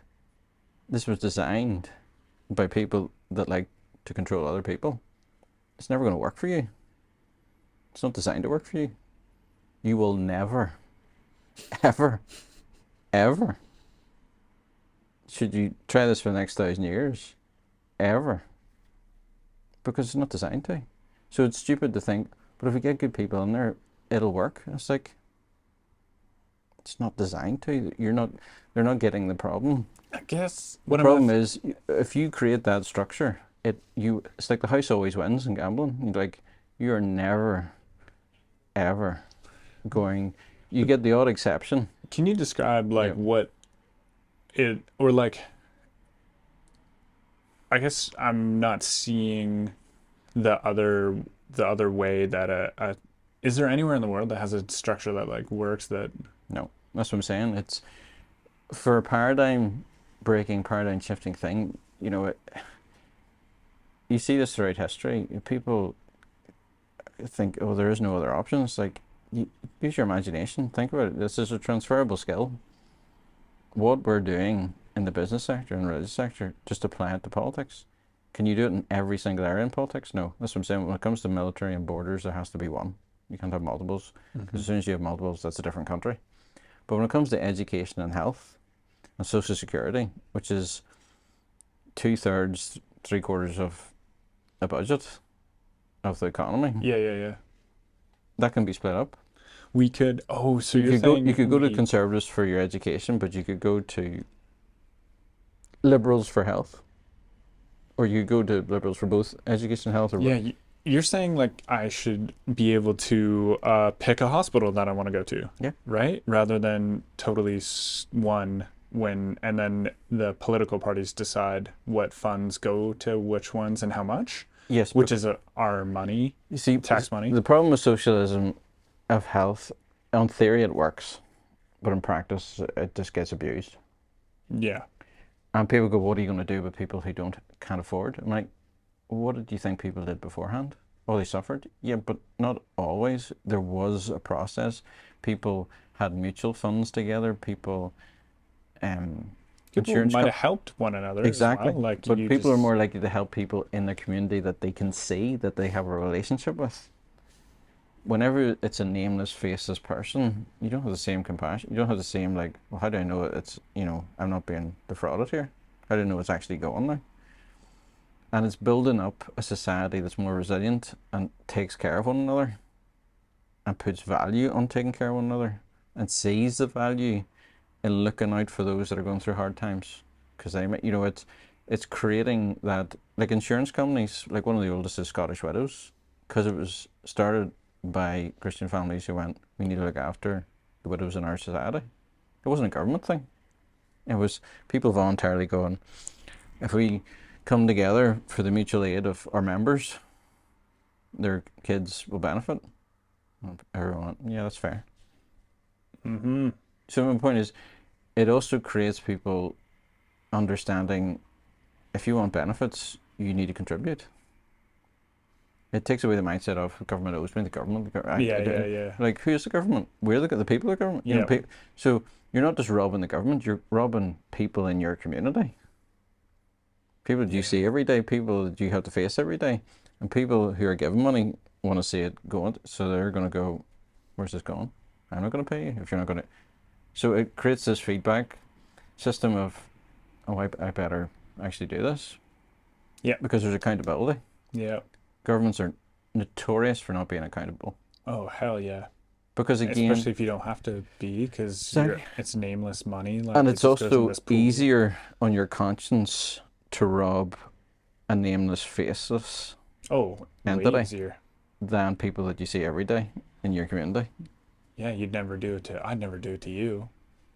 But I'd happily do it to a guy who I've never seen. Well, I don't know him. And I don't know, he could be a bad person, and it makes me feel good that he is a bad person, And even though he's not. I'm loving all this money that I'm having from that guy. Exactly. But it's brutal. It's that whole thing of you're actually creating a society that rewards lack of empathy and rewards sort of getting one over in someone else. Yeah, for some reason that never, I don't know, I guess it was the way I was raised, but I figured it out. Yeah. Living in a small town or something. You've seen what goes around comes around. Your work goes around comes around. Your attitude. And then, I've never really been down with like, hey, let's start a business that pollutes someplace to make a bunch of money, and then I'm going to be the powerful one. Yes, and I'm going to lord it over everyone else. That'll suck. That, like, somewhere someone's getting hurt, so then, And you usually find it's cities that a lot of these things develop in, because people are struggling and it's survival, and it's, and it's more justified in their mind that it's okay to do this. It's, how can I put it? Not everything is nature, not everything is nurture. It's a mixture of both. But things that I believe are in all of us in seed form can be grown, can be encouraged in a negative way. And we can limit that, and we can reduce that by not feeding it, by not watering it. And that's where this system intentionally creates. It's not a linear, it's not like everyone who's going to experience that becomes that, but the odds go up the more that happens. And we see it in society, People go, oh, what's the answer to this? More education? No, it's about understanding that you're creating a system that encourages this growth. Man. And people are like, but how am I doing this? I'm like, because you're agreeing with the lie that this structure just needs good people in it and it'll be better. It's like, no, the structure itself, the sequence, the system is wrong. Yep. You know, it's like the code is wrong. It doesn't matter if you have a good person in there doing the code is wrong. You need to change the code. It's like the sport, it's like the rules are wrong. You need to change the rules. Oh no, if we just get good players, it'll be a good game. It's like, no. This structure, this design is always designed for you to lose. What You're never going to win. People do to feel like they're not contributing to the structure and still, because it can obviously feel hard It is to go against it. But it's understanding that, convincing people that is the problem, and then getting someone in to break it up. That's the only thing I know. Because again, And is that you? Yeah, me, or it doesn't have to be me. I'd rather someone else do it, but the very fact that I couldn't find someone else to do it, or people were too afraid to do it, and I was too afraid to do it too, and I had to admit, like, crap, I'm trying to get someone to do something. I'm criticizing people for the same thing that I have, so it took me a while to kind of go, feck it, I'll just do it, because, what have I got to lose? Sure. And if I inspire someone else to do it, maybe that's why I have to do it. Yeah. Because a lot of people wait and look around and then they come after, but they're not willing to break the ice, they're not willing to do it. And I'm like, nah, fuck it, I don't care, I'll do it. I don't care who does it. You find me a better woman, a better man that can do it, work away, I'll back them. But I can't find it. So what do I do? Just moan about it. Well, everyone moans about it. So I just feel like I'm part of the problem. So sick of moaning. Yeah. So the problem is I can't do it on my own. If someone could show me how I could do it on my own, I'd be doing it, or I'd have it done. But it's too big a problem. And again, you're dealing. It revolves around everybody. It does, but I can't force people, and that's the very antithesis of what I'm coming to get. This whole system forces people, and I'm trying to go, no. If you want to live that way, work away. As long as you're not hurting anyone or making me pay for it. Put your hand in your own pocket. Don't put your hand in my pocket to pay for it. I'm not asking you to pay for what I want. You may 180 degrees be opposite of me. That's fine, as long as you're not hurting anyone or making me pay for it. So this is the whole thing of, maybe you're right. Prove it to me. Show, get together, all you that agree with that way of life, go for it. It's your life. If I'm wrong, maybe I have to see you demonstrating it to go, right enough, maybe they are right, they're doing better than me. I'll then join, because I go, my way isn't working, yours is, you were right. But I may be slow on it, I may need time, I may need to see proof of concept, I may need to see it actually working. Vice versa. Yeah. You may think I'm totally wrong on how I'm going about stuff, it's fine. But stay to one side, those that agree with me will do it. And if through time you want to try it, or you think, all right, enough, I'm wrong, that's fine, come over. But it's the force aspect. People don't do well with force, even if it's the right thing. Right, with force. Oh yeah, when you're being forced. Yeah. Yeah. So it's giving people the space and grace to be wrong. Not in everything. It's not an absolute statement of, I'm going to let anyone do anything. Like I said, there's caveats of, like, you can't be hurting kids and you can't be, doing other stuff. It's just an automatic, like, no. But for the majority of things, you can kind of go, yeah, work away. Totally disagree with you, but it's not my life. You live it. If it works for you, fine. But it's this notion that because it works for me, it must work for everyone. It's like, oh, logical fallacy. What did you have a conversation with someone here today about anything? Oh, loads of stuff, yeah. What was one? Again, what we said before about the carbs thing. People in. So someone came in and why'd you bring it up? Well, brought it up because they had been ill for the past 2 months. They were getting shortness of breath. They went to hospital. Whoa. How old were they? They were probably late 40s, early 50s. Ooh, kind of young. Tall, runs a lot, hasn't been running a lot, He's been feeling awful, feeling tired, feeling sore. And they're just bringing this up to you because you They are can't behind get the better. desk? Yeah, and their wife was in with them, and he was like, I've had ECGs, I've had everything. The hospital says I'm fine, but I don't feel fine. I'm like, yeah. But I was trying to explain to him input and output, again, withdrawals and deposits. When did this start? A couple of months ago. What were you doing beforehand? He was doing a marathon, he was running, he wasn't feeling it, there wasn't enough time in between the other stuff that he was doing. He wasn't replenishing enough. The body's just getting less and less. And this is resistance. This is survival. The body's going, I don't have it in the tank. You keep pushing me. I don't have it. And people have this false notion of push past, no pain again. I should be bouncing back. I've done this before, yeah, but the variables change. Mental and emotional is more draining than physical.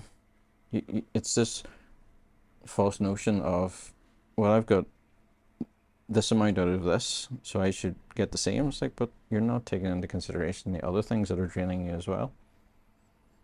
You're not taking into consideration the time frame. You've never done this before. You was doing like 2 or 3 things within a week or 2 after, and it's not enough time to recover before you're. So the body doesn't have the resources. He's not sleeping properly. He's all anxiety, and it's like, yeah, because the body's like, I literally don't have it in the tank here. Yeah. And you keep demanding of it. And that's the whole thing of getting people to be more cognizant of realistic expectations. So first advice to him would be chill. Well, it's not so much chill, because when you're anxious, like it's not in his head. There is actual physical things going on, but again, looking at his diet, when you're tired, like you want energy, so he was eating more carbs than he should, especially in fruit. It's like, you gotta cut that out for a while. I said, what? I said, yeah, go more veg and fruit. I'd say he's insulin resistant. He's not, the body gets that low, he's not actually getting energy into the cells. That's explained to him the whole problem. And I got him magnesium and vitamin D because it'd be very low on that. And I'm just going, you got to be realistic about your expectations here. We need to look at like the next 3 to 4 months of you doing this. It takes about 90 to 120 days for a lot of cells to get replaced. It's like an evergreen tree. Every day they're getting replaced, but you need to wait for enough of them to change before you notice the change sometimes. Sure. There has to be an accumulation. It's like a tipping point, when there's a critical mass, then suddenly, oh, this is working, And then sometimes people notice it earlier on because they're so low, and then it plateaus for a while, and then they get a benefit again, and then you don't notice anything for a while, and then, so it can go like that too. So it's just about being realistic that through time he's been chipping away, and he's been getting less and less, and he's here. And you don't go from here to there immediately. You're going to, just like it took time to go down, it's going to take time to get yourself out of it. Yeah.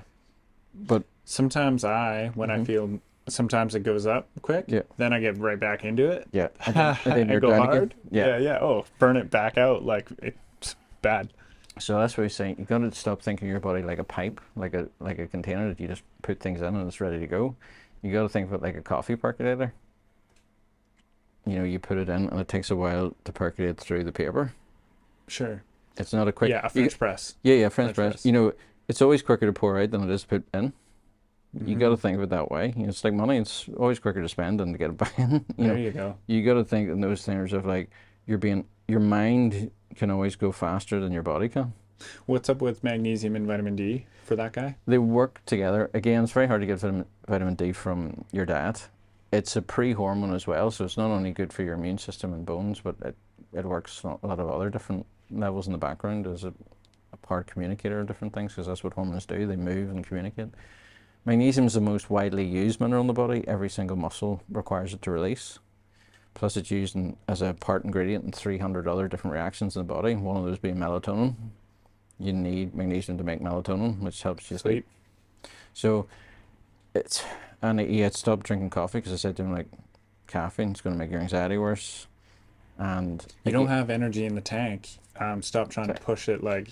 But it's forcing it the wrong way, because you're stimulating your adrenaline and cortisol, which is spiking you and then dropping you down low again. It's like a ball bouncing down the stairs. Picks you up, bounces you down, picks you up, bounces you down, picks you up, bounces you down. Right. So you're going to go... You're not understanding what's going on. And again, you're not actually replenishing what the body needs. You're forcing it, so you're getting a spurt, but then it's dropping. So it's like... But he had actually stopped beforehand because he realised that it wasn't making... But I said, well, okay, that's good, but where's the deposits now? Where's the replenishing? Savings. Yeah. Yeah. because what's going in is going out. What's left for repair? So the analogy I always use is like a building. A building can be knocked down in 60 seconds. It'll take more than 60 seconds to build it back up again. And also maintaining that building doesn't take a lot, but if it's broken down, you need pallets of bricks, and you need a lot more resources in to build it back up. God damn it. So that's my whole point of his broken down, but he didn't increase the amount to replenish. So you're expecting the body to do a whole lot with so little. It's impossible. Yeah. So you're just stuck and you're getting worse. So Or you're going down. yeah, Yeah. because again, you're not being cognizant of, oh, my body's, you haven't learned to interpret what the body's saying to you. So he's going online, he's thinking I have this and that, and I have the cancer. But it's like, your body's just like looking nutrition. And his diet wasn't terrible. It's not like he was eating crap all the time, but it just wasn't enough Sure. for what he was doing. So it's just that input and output thing. It's just like, if you get an injury, if you're doing a lot, that's a lot of withdrawals, you're in the red. You haven't put enough back in the tank to get in the black. And you're not getting in the black because anything you're putting in is basically going out again. So it's just an unrealistic expectation to go, this body should be fixing itself with what?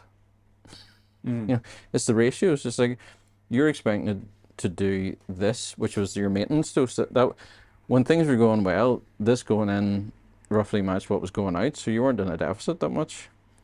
But then you did marathon, you did all these other things, and you're still putting in the same amount. It's like, how can you expect it to do with this amount? Yeah. When you've changed the variables. If you change the variables on the output, you need to change the variables on the input. Yeah. It's just that. It's just He wasn't doing that, you felt? not Like, it didn't seem that. And you can tell. And then, well, like, so first things first for him, like, he's going to continue moving and maybe running. And, No, he can't because he's too tired and he's too sore. okay. So as I was saying, it's your body survival going, stop, I do not have it in the tank. Stop forcing me. Yeah. So that's what I'm saying. It's just you got to learn what it's saying to you. It's like learning a language. You're hearing a language being spoken to you and you're interpreting it wrong. Mm-hmm. And then you're getting frustrated because because you're interpreting it wrong. Nice. Mm-hmm. And today, or like in the winter now, are you supplementing anything particularly, or are you eating something different? Not really. I mean, it's more like I always try and do, keep my carbs low, eat more fat, which I find hard to do, but I use my meat and my veg to smuggle in the fat, as it were, to add it to it and get it in. Vitamin D, try and keep regular because it's hard to get from your diet. What's up with that? Like, so humans just lived lesser in a way, like Not necessarily lesser, but we're indoors more. nowadays. Yeah. Oh yeah. So 100. at different times of the year, obviously, and the angle of the sun too affects how much vitamin D you're going to get. Hence the reason why people have lighter eyes, like blue or green, and lighter skin, because melanin blocks you absorbing a lot of UV light, which is you need to stimulate the cells in your body to make vitamin D. Yeah. So those that live near the equator and so forth, obviously they're outside a little bit. Even in the frozen north, though, then if you're out all the time, you'll get like weather beaten. You'll like get brown, you get a tan because you're always out, and the glare of the snow stills like UV. That's right. So you can get dark skin, even though you're living up. But if you're always out in it, and that's why I even wrongly called in English the Black Irish, because some of them had really dark features, but or they were out a lot. Again, my grandfather at times was like a red skin, reddy brown, because he was outside a lot. Yeah. And sailors too were notorious for having like dark, because again, off the water and always out, Outside, yeah. Yeah. There's not much room inside. And Exactly. So awful. you'd rarely find one of those boys getting paly skin. They were Sure. weather beaten, as it was saying. Would go. I feel like I've been eating vitamin D these last 2 winters, and I haven't gotten sick. And I don't know if that's... They used to cod liver oil was a source of vitamin D, but who takes that now? I am now too. There you go. That's what I'm saying. So I like it. there is some mushrooms have a bit, but again, it's the volume you'd have to eat and the amount it has a half-life, as they say, in your body of about 12 hours or so, 24 hours maybe. It's not long. It's not long. So you do store some of it, but it's not Fuck. That's Not for a that's long no time. time. And maybe, 24 hours is nothing. not really. I It's mean, a sunny day yesterday, and then by the afternoon of tomorrow. now there may you're out. be other mechanisms vaguely in the back of my head about fat storage and vitamin D as well that you may be able to store it a bit longer for certain things, but generally, I mean, a lot of things have a half-life of a couple of hours within your body, like B vitamins and other stuff. So that's why you need it daily. Sure. And if you miss it for so many days, you can sort of get away with it, but if you miss it for too long, then you're going to get in really big problems. Yeah. Um, Do you, if someone's getting sick, would you, I've heard about boosting C, now, maybe D too. yeah, definitely, but also drop. Like right when you know you're feeling it, Yeah. and if you go out partying tonight, Yeah. tomorrow or the next day, you will be sick. But sometimes you can just, if you take it easy, Yeah. or if you eat right or rest right, Well, it doesn't happen. based on what I've said, how would you explain that? The input-output thing? Yeah. Oh, yeah, you're asking for more output. And it's in a war right now, Yeah, and so- you're going out and making a war on Exactly. yourself. So it's just ratios, just logic of like, if I want that output, I need this input. Yeah. So, and also animals can make vitamin C from sugar, we can't. But vitamin C and sugar are molecularly very similar. There's us and chimpanzees, and I think it's gerbils or hamsters, are the only three that are known that can't convert sugar into vitamin What C. happened to us? I know, but dogs and cats and other animals can convert sugar into Sugar. vitamin C. That's very handy. It's very handy. But it's a displacement thing. It's like the more sugar you have, the more vitamin C you need. So, For humans? yeah. So if you drop the sugar going in and increase the vitamin C, it speeds up your recovery. Great. So that's what I say. That's why chicken soup was so good. It wasn't because it was magically chicken. It was just because there was no carbs in it. It's just protein and fat. And water. Water, garlic, or different things. But it's like I said, there's essential amino acids and essential fatty acids. They're essential because you can't do without them. No such thing as an essential carbohydrate. Yeah, there you go.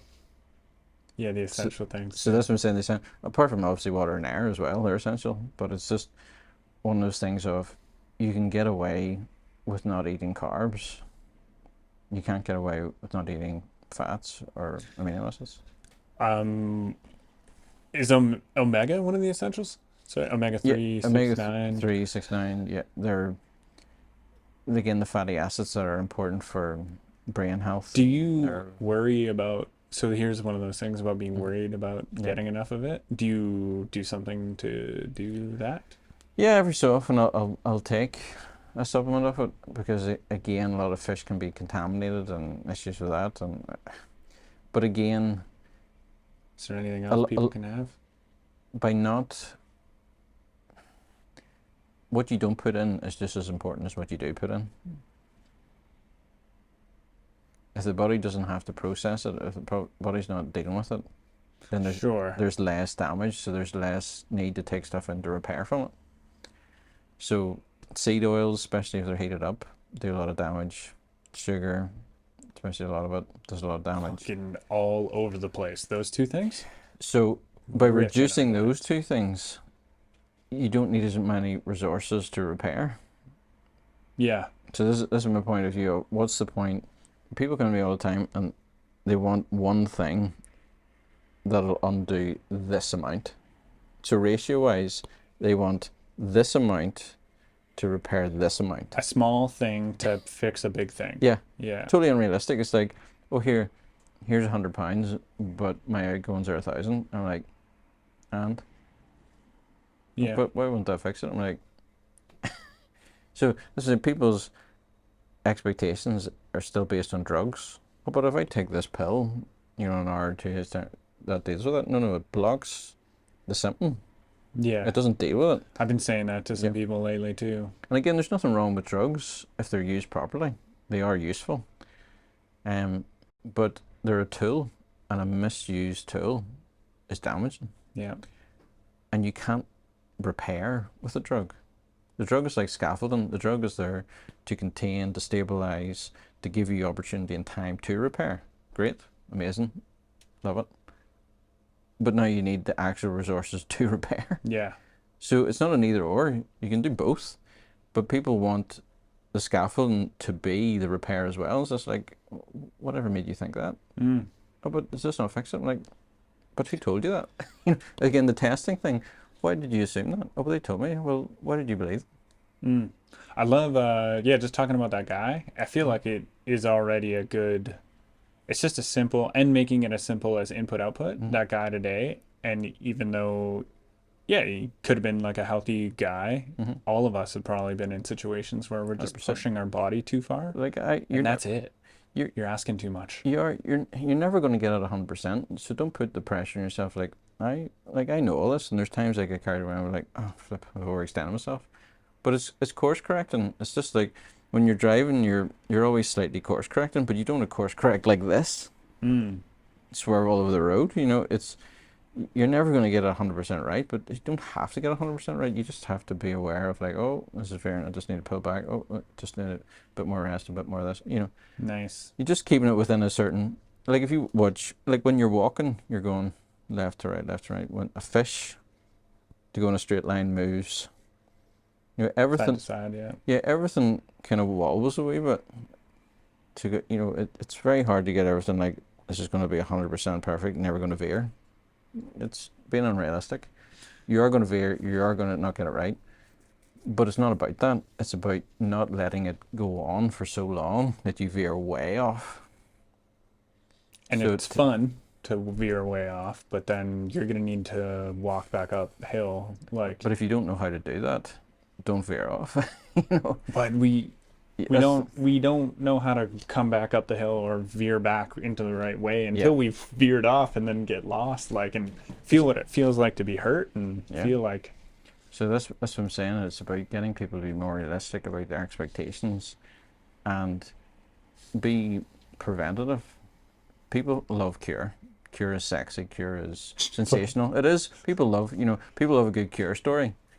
Oh yeah. Prevention is boring. Prevention is like, it's not sexy. It's not interesting. It's like, but it's just like, everyone loves the drama of a cure. Oh, really bad and bang. And people love that. And it's just like, yeah, but that's not how most things in life work. And that shouldn't be the norm.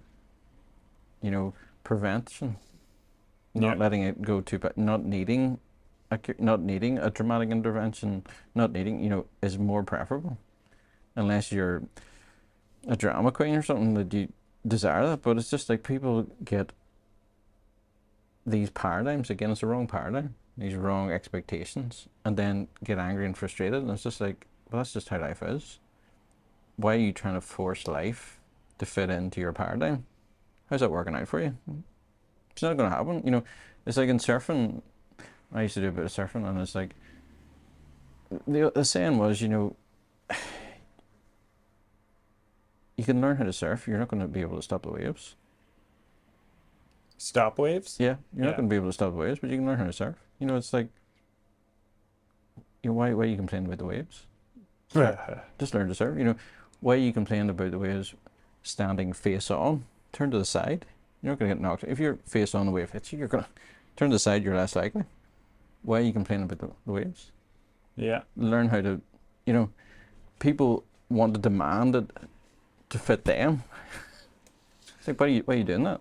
Man, we must have been taught, or like, why would the human think that way? Because again, We must have been illusion. told. Sometimes it's just delusions of our own power. We kind of get maybe fed it when we're young, like delusions of, you can have anything. Just unrealistic expectations. It's just like, but what made you think that should conform to you? You know, it's just. Oh, we were trained as we were kiddos. Like, Sometimes, you get what you want, and you're young, and you're. But I can't blame that always on resilient. training. I think that there's an innate part of human nature that also sort of just wants it to be that way. Do you think any other animals do such a thing? Like a bird that knows it can't fly and it just goes and flies and unless dies, they're injured or diseased or something, that's the only time I could see that happen. where it thinks it's not diseased and it's like, I can do this. Yeah, and it's I'm a like pigeon. it's wiped out. I've always been a pigeon. So yeah, it's just you get disappointed because you appoint the wrong thing in the first place. Yeah.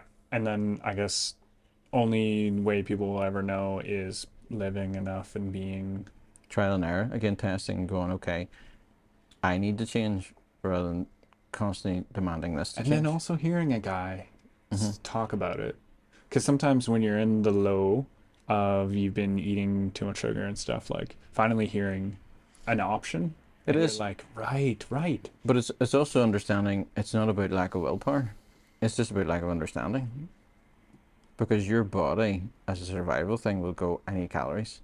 I don't give a fuck about you not want to, I need calories. You need to give me calories. And you'll keep giving in. But when you realize that, oh, if I eat enough fat, it'll be satisfied and it'll not make a demand on me, you know. Because Yes. I used to be like, oh, maybe it's just my willpower. Maybe I just don't have the, because after a while I would give in and go, oh, wish, but it was just, You're didn't- actually not satiated. Yeah. You're starving. Your Yeah. tank is weirdly empty. Yeah. There's sugar in your veins, Exactly. but it didn't ask for that. No, but I didn't understand. Like I said, this is through the school of hard knocks of realizing, oh, I was misinterpreting what the body was saying.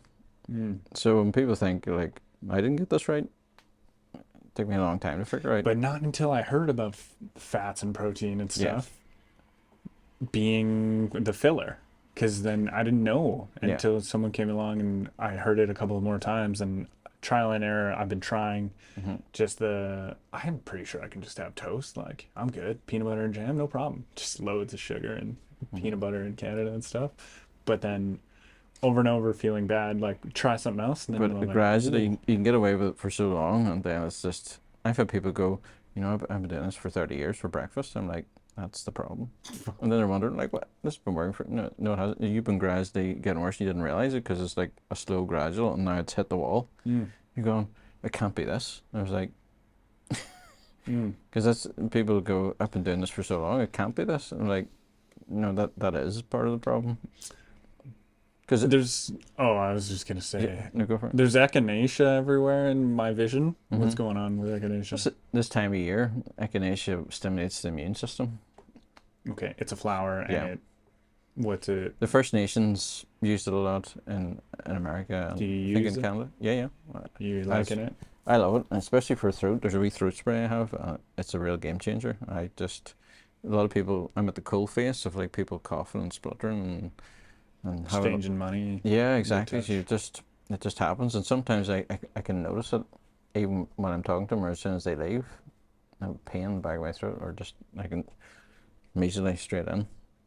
Nice. Stays with it. So that's what I'm saying. It's just there's. Do you an know input. anything about like what's in the flower, or do you believe in the flower, or is it, I do. No, there is. what is it that's in there that's doing that? If Well, you know, I do, but it would just get too complicated. But Alright. it's just in simplistic terms, everything's to do with shapes. Shapes. Shapes. Sweet. There's, you know, like when you're a kid, you have like Circles. the circles Squares. and the squares, trying the piece of wood that you put through the shape. Yeah. It's sort of like that in your body. Like proteins and fats and all these different things have shapes, and there's receptors that have a shape, and it has to fit the shape for it to go in. It's like key and lock, you know. Yep. Yeah. So, Receptors and stuff. Yeah. That's it. So in the simplistic term, it's that, and certain shapes stimulate certain receptors and help things communicate, and that with it, you can slap a Latin or Greek name on it or whatever, yeah, but essentially that's what it is. Cool. And there's different things that help these things be alerted and move and get to where they're supposed to go and all those things. And there's components in the echinacea that help the immune system do that. What did bones in the echinacea? What did you? No, there's components. Sorry, Components. there's I elements. heard bones. Sorry, it's my accent at times. Yeah, it's good. That help the body. Because, again, your immune system sort of recognizes shapes. Or it gets the receptors. Or it gets the receptors, but and that's it lands, and then that's a nerve or that. But that's why neurons people- fire, and then it's like, yo, we got to launch this Exactly. protocol.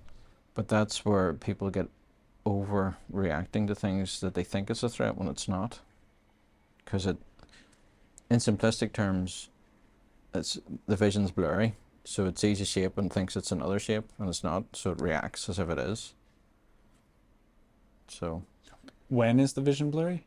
no, I'm just saying it's not, but I'm using that as an analogy that the immune system reacts to certain things like pollen or something else as if it's a threat Yes. when it's not, because its shape is reminding it of something else that was a Yep. threat, or it's hitting a receptor that's similar. You know, it's one of those things where it's just overreacting to something that it shouldn't be, because it doesn't have X, Y, and Z, so it's seen as a threat and it's going to react just in case it is.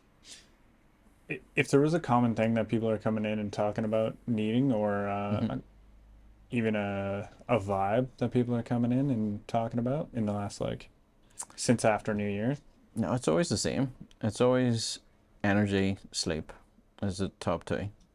not sleeping. Yep. Damn. It's over all the years, it'll be, oh, do you have anything for energy? I'm like, I'd be a millionaire if I could just give you one thing for energy. And again, people are wanting, give me something for energy that I don't have. No, it's like, you have to look at your diet, you have to look at this, you have to look at your gut. Yeah. Your input. And it's different. rest. It's different. You have to tailor to the person. It's not going to be a one size fits all. But people just, oh, I can't be bothered. I don't have the energy. I'm just like, you're in the Don't have circle. the energy. Can I get some energy? And I go, well, we have to change what you're putting in, what you're doing. You have to do all these things. And yes, some people get fortunate and lucky, and they take one thing, and that's their missing link. That's what they were low on. But that doesn't mean it's going to work for you just because it worked for them. Yeah. But people go, Oh, I'll take that too. yeah, no, you can do, but you got to be realistic. It may not give you the same result because, again, Of course. there's about like 90 different things your body needs to function. So maybe it's one of those things, maybe it's two, maybe it's 10. I don't know, you know. So through a process of elimination, we had to figure out what is it you're on. Let's look at your symptoms. That's, you know, but people just, again, want a cure. They don't want to do prevention. Yeah. And then you're like, well, had you been doing these things beforehand, you probably wouldn't be in this situation. And that's not to condemn them, it's not to criticize them, it's just going, had you been more proactive beforehand, you wouldn't be as bad. I don't have time for that. Well, you'll be forced to have time for it, because if you don't make time for it now, your body will force you. Yeah. Open up your wallet, man. What do you want to buy? And it's not about that. I mean, believe me, a lot. No, I know, but yeah. they're looking for the small fix. They They're do. here, and it's like, yeah, no problem. Bizarrely, Like, let me people help would you. rather spend 100, 200 pounds to give them something. And a lot of times I'm saying, you don't need to spend that. You just need to change this, that, and that, or maybe one, like tenner, spend it. And they're almost offended. They're like, but can you not give me it? It's like, if you want to give me money, no problem. I'll sell to you, but do you actually want something that works? When was the last time you burnt out? The last time you burnt out on something, or like, yeah, does that make sense? Yeah. Yeah, where you needed to switch something. Well, in the sense, I felt like I was living in burnout for a couple of decades. So Yeah. when I was ill, So nothing compares to that. it maybe? doesn't really compare to that. I mean, there's been a few times I sort of dipped, but again, I've got better at not letting it drag on and pull back. And Yeah. in summary, the decades. Yes. What was the cure for you? Were you asking too much as well No, in those decades? What was the cure again? The thing was at ME, so-called ME, chronic fatigue syndrome, and it was a combination of things. It was very sporty. I also had a lot of antibiotics growing up every single year. Got 2 of them. That was draining my immune system, which meant I was getting ill all the time, and just I'm a lot of emotional stress from my dad being ill, growing up around that. Yeah, just a combination of things. The body had burnout. Again, input and output. And it was in just a burnout stage, and then people said you had chronic fatigue. Yeah, syndrome, or ME, or So is that it's like fibromyalgia. It's similar symptoms. It's just sore and tired all the time. And people look at you and go, "Oh, we all get tired and we all get sore." I'm like, yeah, but this is like firing on one cylinder, like sure brain fog, like Yeah, so really with different. being sick. We've all been sick. Yeah, but it's like having a really bad flu all the time, Yeah. and it just won't lift. And it varies in intensity. Sometimes it's worse, sometimes it's a little bit better, but it's always there. Was there it was a long time that you were trying to figure things out, right? And like, was there a section of months that was really an uphill climb? Always, it felt like a roller coaster of even depression and so forth and different other things. Just like you get so tired, just like I don't even have the energy. Oof. And it's just like there And was, then like I said, finally, you like the eventually, stresses went away. no, it's just I finally found a thread or something to pull me out of the darkness of it, of like, how do I get out of this? Just gradually crawled my way out, because it was like, well, what have I not tried here? And then slowly, gradually got better, but it was like, trying to find a needle in a haystack. I was like, what the actual heck? Mm. And I thought genuinely I was going mad at times. Like I said, it's just beginnings of madness, because like I was like literally having real difficulty controlling my thoughts at times. It was like a tap turning on, just like a power hose, just like a flicker book of just. It's like really hard to get control of it, and I was like, what the actual heck is going on? Yeah. And just the mind was in overdrive, trying to find solutions or trying to find rest or peace, and I was just like constant in a swirl of like, what the heck? So it was a good 15 years. Yeah. It was a gradual coming out of it, maybe even 20, because even after 15 it was better, but it wasn't fully. That's why I can't put it on a specific this year or this date. It was just gradually got better. Nice. Through, and maybe it was all said before, and it could have been, but through diet changes as well. Yeah, but it was understanding that a big part of the problem was I didn't have enough good bacteria in my gut. It had been wiped out. And also I had candida, which was feeding on the carbs, which was creating like an alcohol. It was like I had a low level hangover for years. I didn't realize. You with drinking. Yeah, but I didn't drink. It was Right, just okay.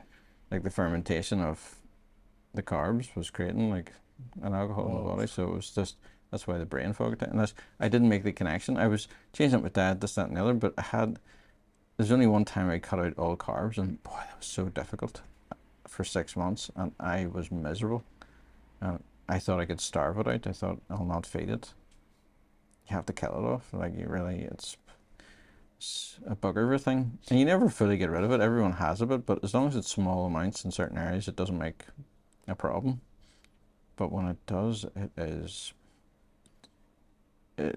A monster of a poisonous eating Well, your food it's and like, then delivering you poison. exactly. It's a parasite? Yeah, well, like all these things, they have their benefit in the right place and in the right amount. But if they go to the wrong place and are too big, then they have detrimental. Mm-hmm. So it's like a yeast-like organism. And again, we have yeast that lives in our skin and other things.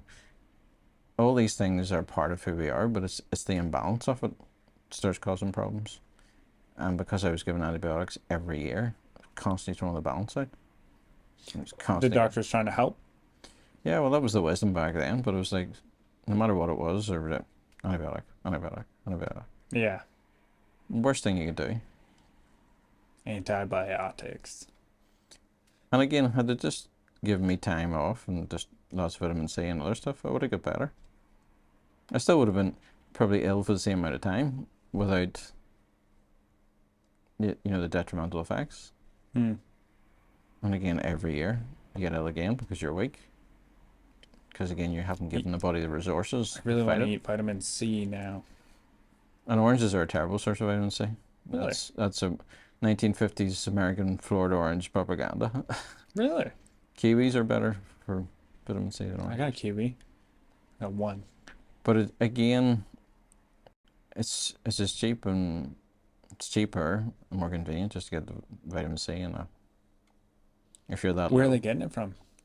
Again, they're extracting it sometimes, or yes, they can be synthetically making it, but when you're that low and you eat a lot of it, it doesn't matter. You just need it. Is the synthetic okay? It's not ideal. It's not.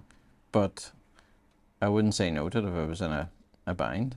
It'll actually do something? Yeah. Yeah. Oh, so it does work, but It's just, the problem is sometimes the synthetic is just ascorbic acid, and you need bioflavonoids, which is, if you think of vitamin C like a donut ring, the bioflavonoids are the center film.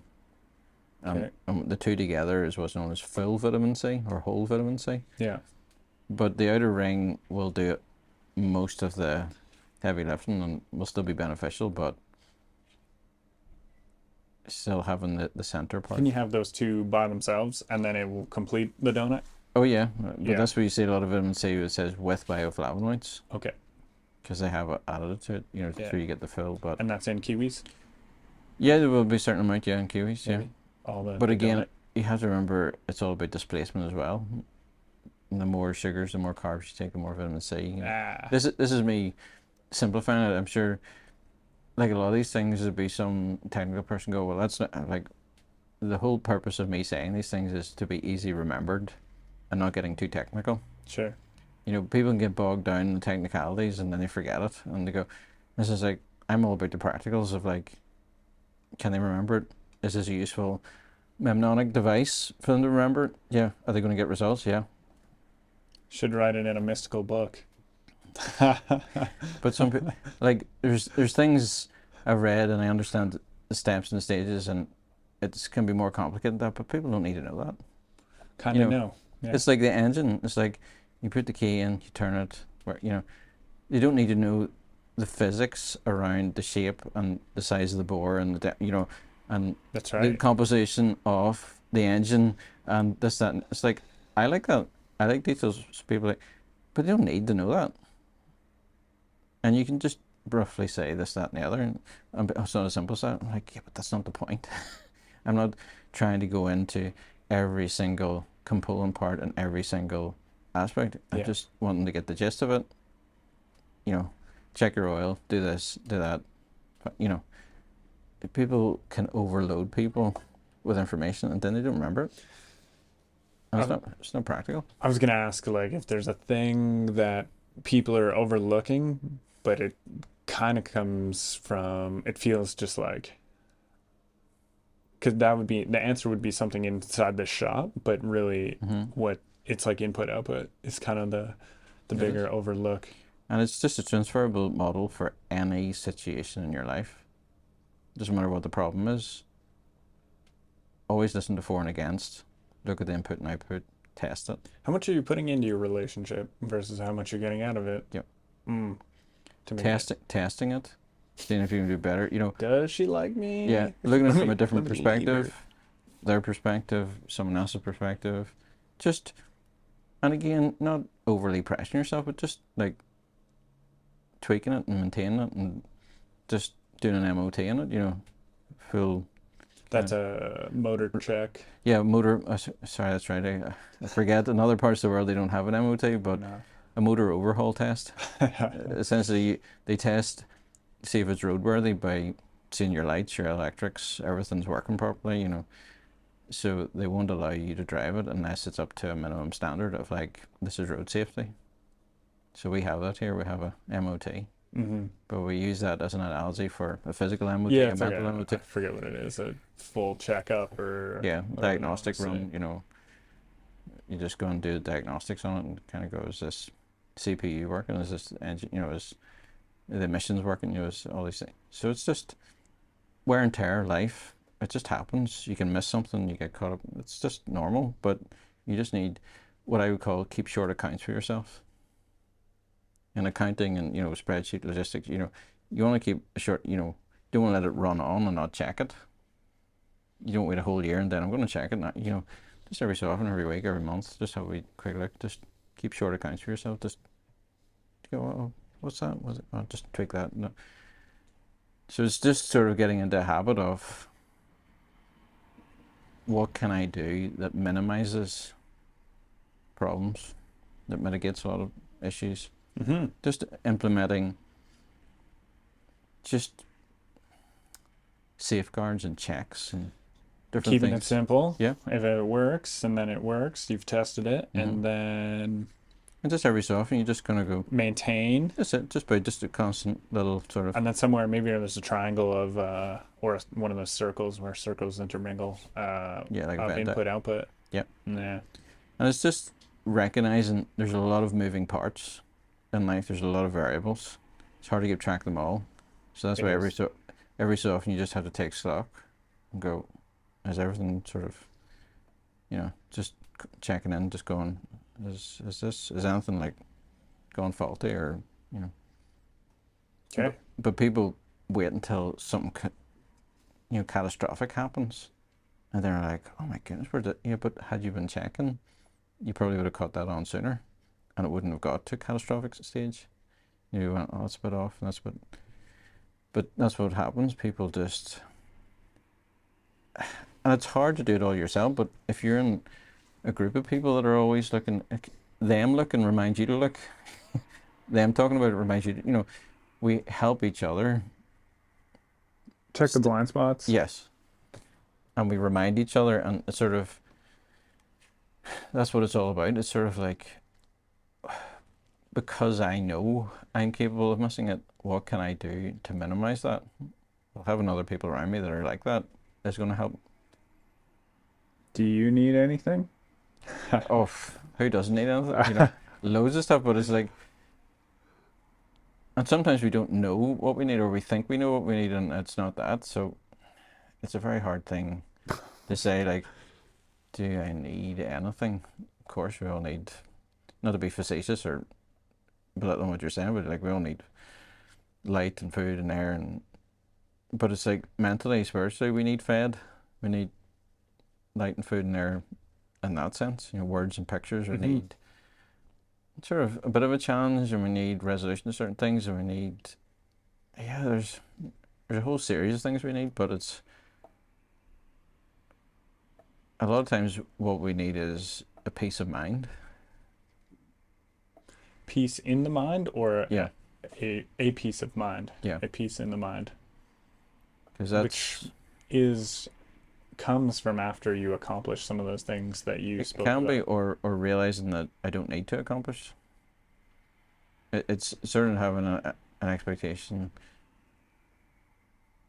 and then realizing that maybe I don't need to have that expectation.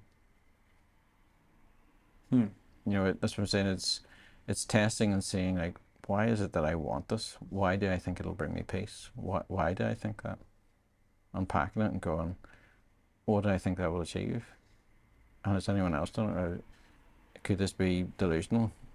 Might I get there and it lasts for a while, and then suddenly, That's a quick check. That's it one is. of the quick checks. Exactly. And again, quick check. Am I on the right path?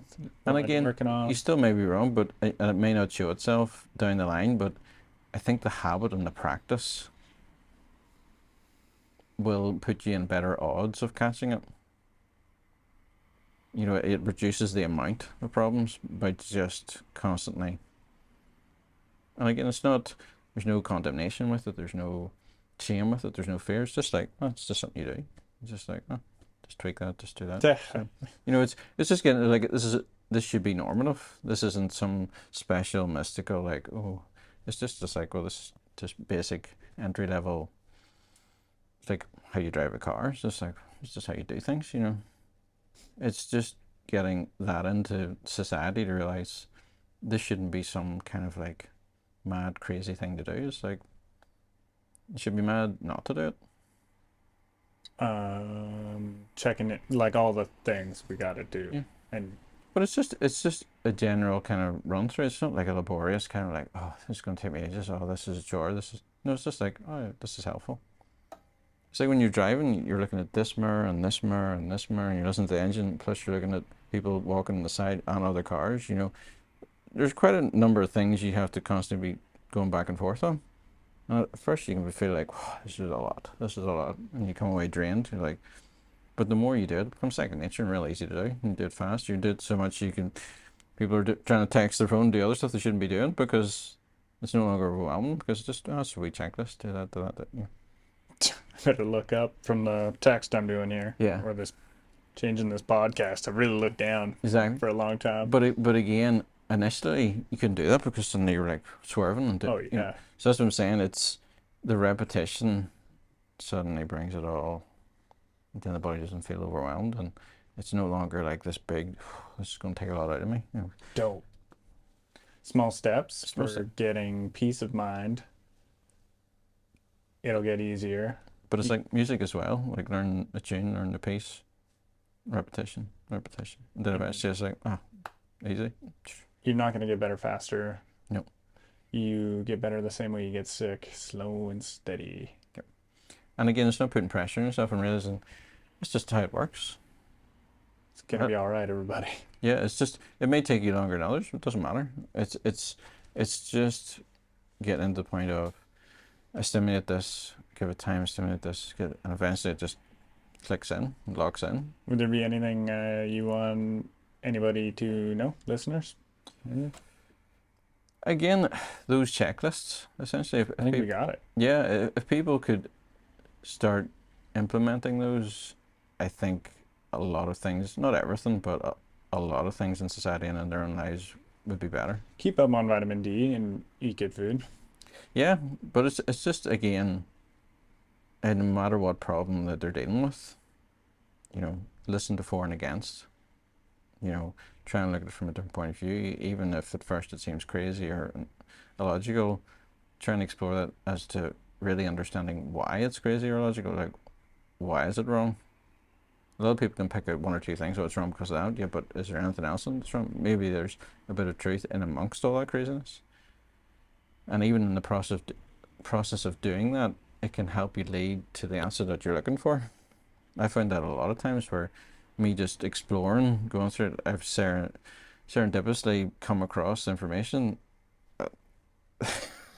I would never have found my way there. It just bounced about. This thought came and I went and looked at that, and this thought came, and then suddenly I was like, oh, here's a piece of information I was looking for. And how I got there, it was like, it's good you're doing the thinking. Yeah, but it's just, again, in the process.